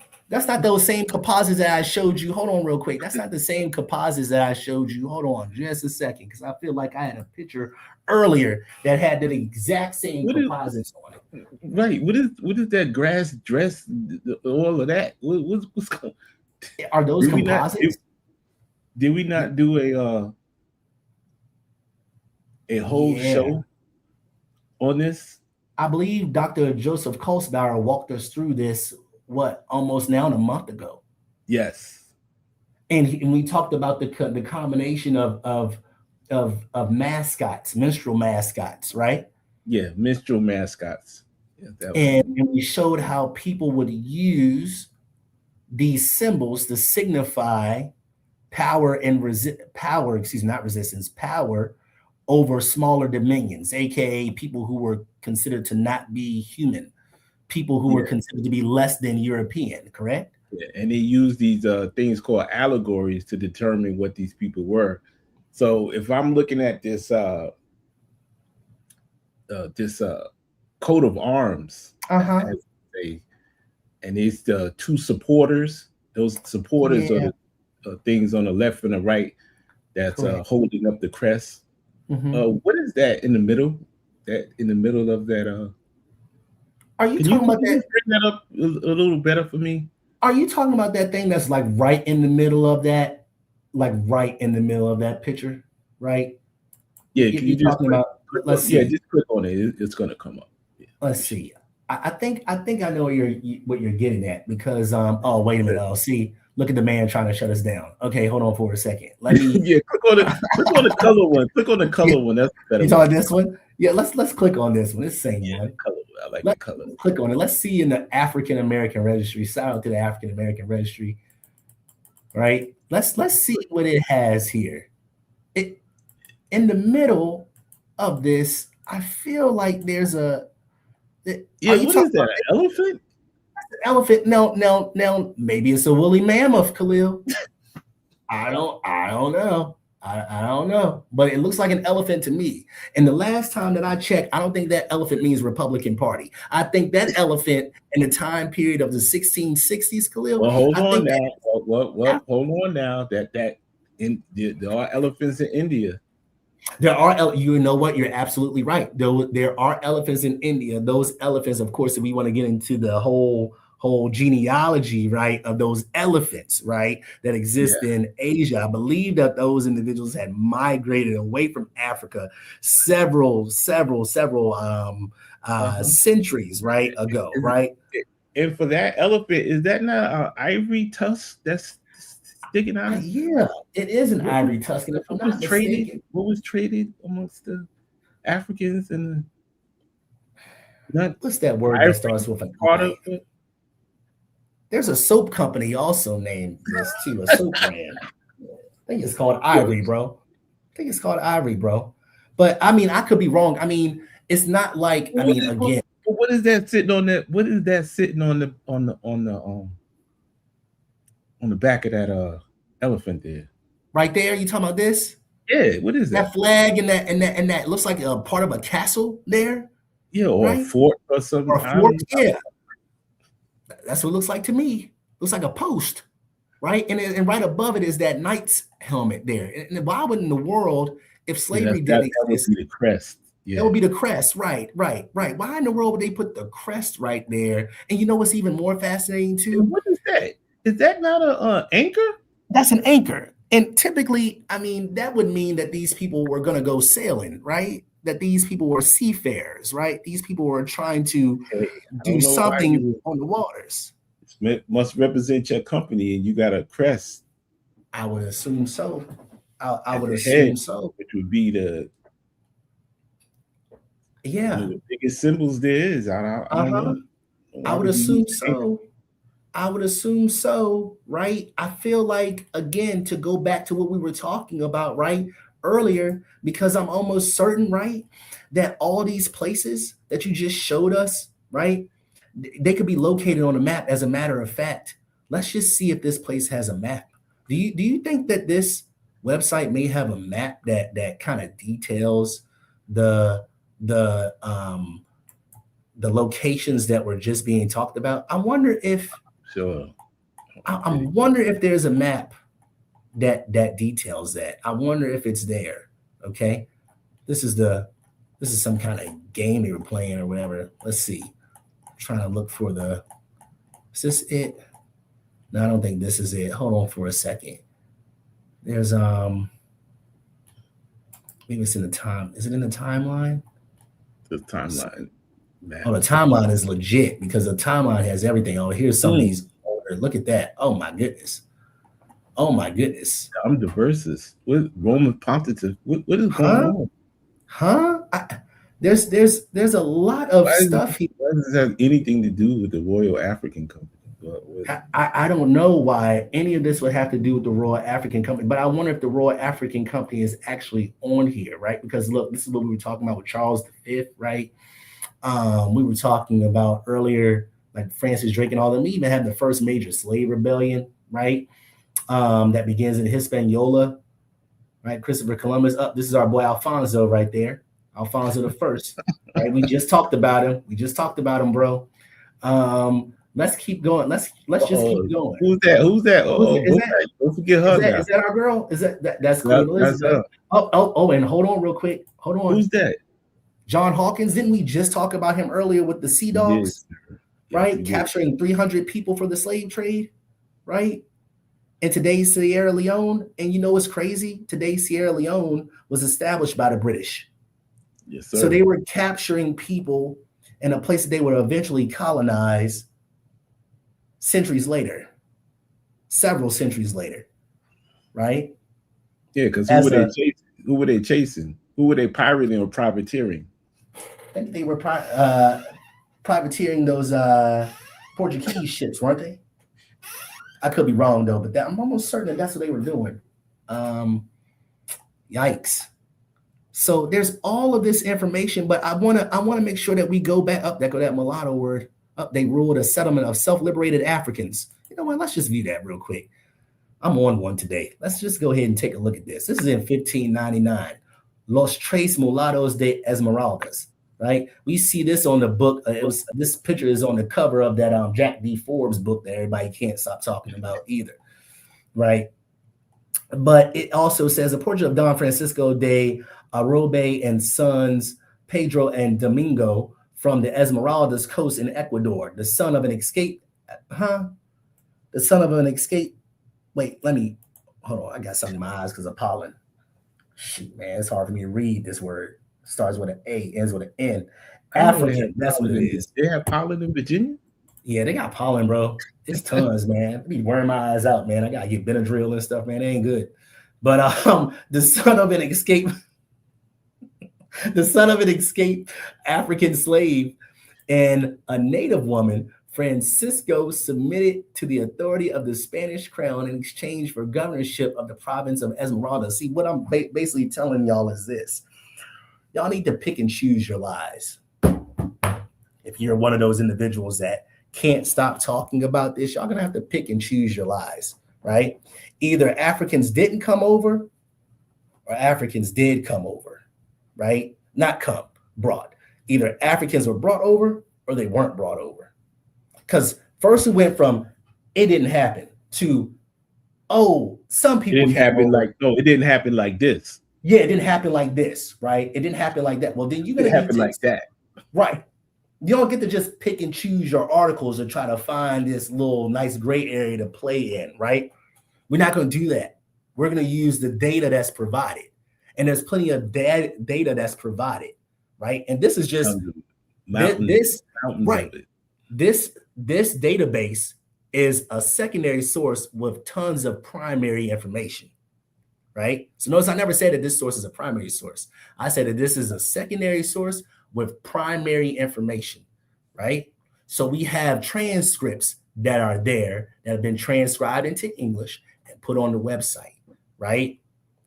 The transcription in itself, right, is the translation. That translation would be the secondary reproduction of a primary source that already exists, okay? So the database would not be the primary. Exactly. Which most books are not, right? Exactly. Like books. Exactly. Okay. And here's the thing that's so beautiful about all this, bro. It gives a nice explanation. This 1599 portrait was commissioned by Juan de Barrio de Sepulveda as a gift for King Philip III, right? The King of Spain. It depicts Don Francisco, his sons Pedro and Domingo, who ruled a settlement of self-liberated African men and women in the region of Esmeraldas on Ecuador's coast. I'm going to read it one more time. They were Maroons. They were Maroons, exactly. They were self-liberated Africans. They were Maroons. It lays it out there for everyone to see. That is another thing too. Another thing too, they did not, that's an exaggeration. They did not dress like that. No. They presented them in those Hispanicized clothes as a gift. Yep. And it says it right here. It says it right here, bro. I think it says it. Yep. The image combines native, African, and European elements and is intended to signify the submission of the Maroons to the authority of the Spanish crown. I heard a person online most recently. Talking about the Great Dismal Swamp and not knowing who those Maroons were. The Great Dismal Swamp, mind you, in Virginia, okay? Yeah, Maroons. These are escaped enslaved Africans who are going to end up escaping slavery in America and forming their own communities. And when you want to supported by Native Americans. And when you want to show your submission to another party, it is customary, even to this day, to bring a gift in some form or fashion to show your submission. Yep. And oftentimes it's going to be some type of cultural exchange, which is what they're actually seeing is the submission of the Maroons to that culture. Always. Being dressed in said culture. Always, bro. At that particular time. Look at the hats that they have on. They didn't. Bro, if they're in the swamps, why would they be walking around wearing it? That doesn't even right. Okay, exactly. They dress these people up. Okay, they dress these people up. They put them in these costumes, right? That's what they did, and it's just so important that we're seeing this here, right? They have been Hispanicized, right, in the pictures, and the combined elements. It's yet again a composite, right? A composite of people. They were not walking around like this. Jeez, bro. Yo. Just like they showed the Virginia Indians with Right. with feather skirts on, and what Right. is it? Not only feather skirts, but the Talk about the feather crown. skirts. Tobacco skirts. Oh, yeah, the tobacco skirts. Yeah, yeah. I showed you that picture in the museum. Like a whole bunch of us have been in that museum in Virginia History and Culture Museum, point, right? Yeah, Museum of History and Culture. Everybody, that's Pocahontas' dad. That's Pocahontas' dad. No, it's not. It's a composite cigar chain Indian. That is what that is. It's a mascot. That is what that is. I don't know how many times we have to tell you that, right? They're not real. And to go back to what I was talking about earlier, right? And I'm gonna wrap it up here. But to go back to what I was talking about earlier was let's see, hold on for a second. It was right here.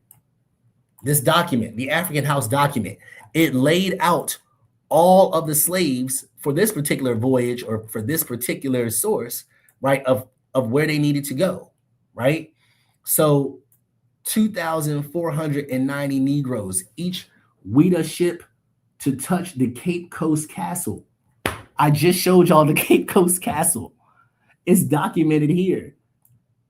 This is a primary source, right? This is a primary source. Okay. Yeah. This is a primary source. And then I want to jump back so that we can see that accounting report. So that's what this is. Hold on, let's see. This also links to a manifest. Hold on for a second. It goes to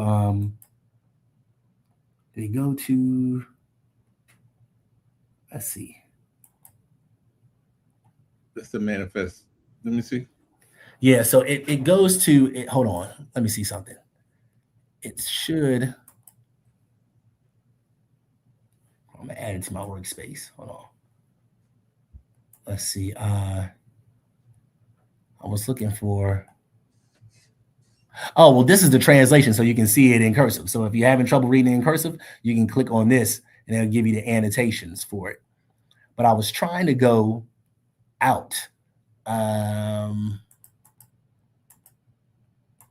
you trying to blow it up?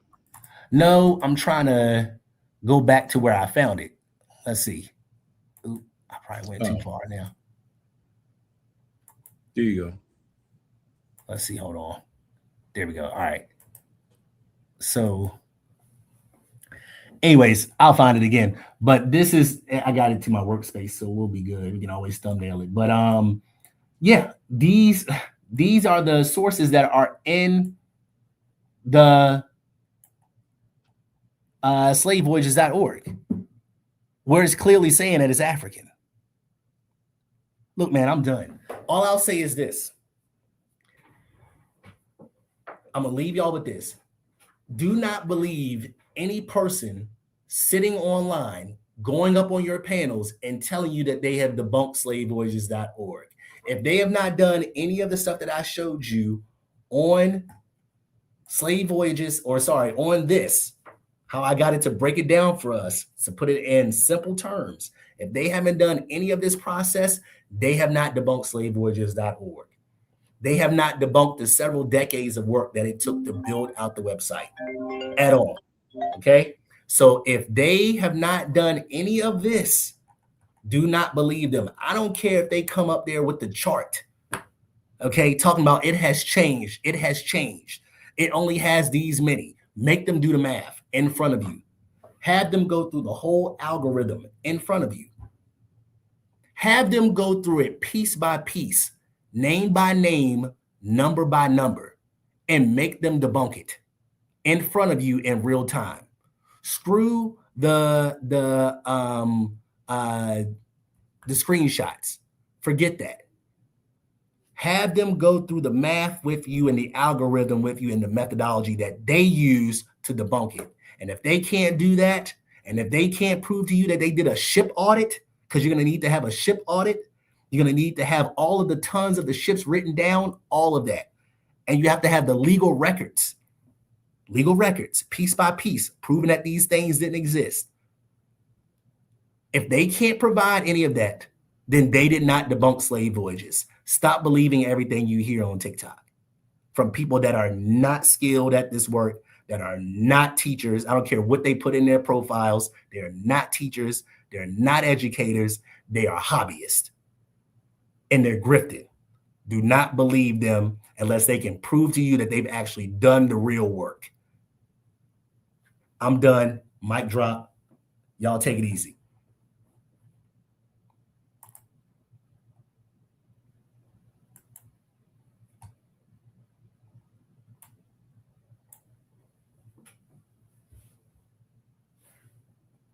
Yeah.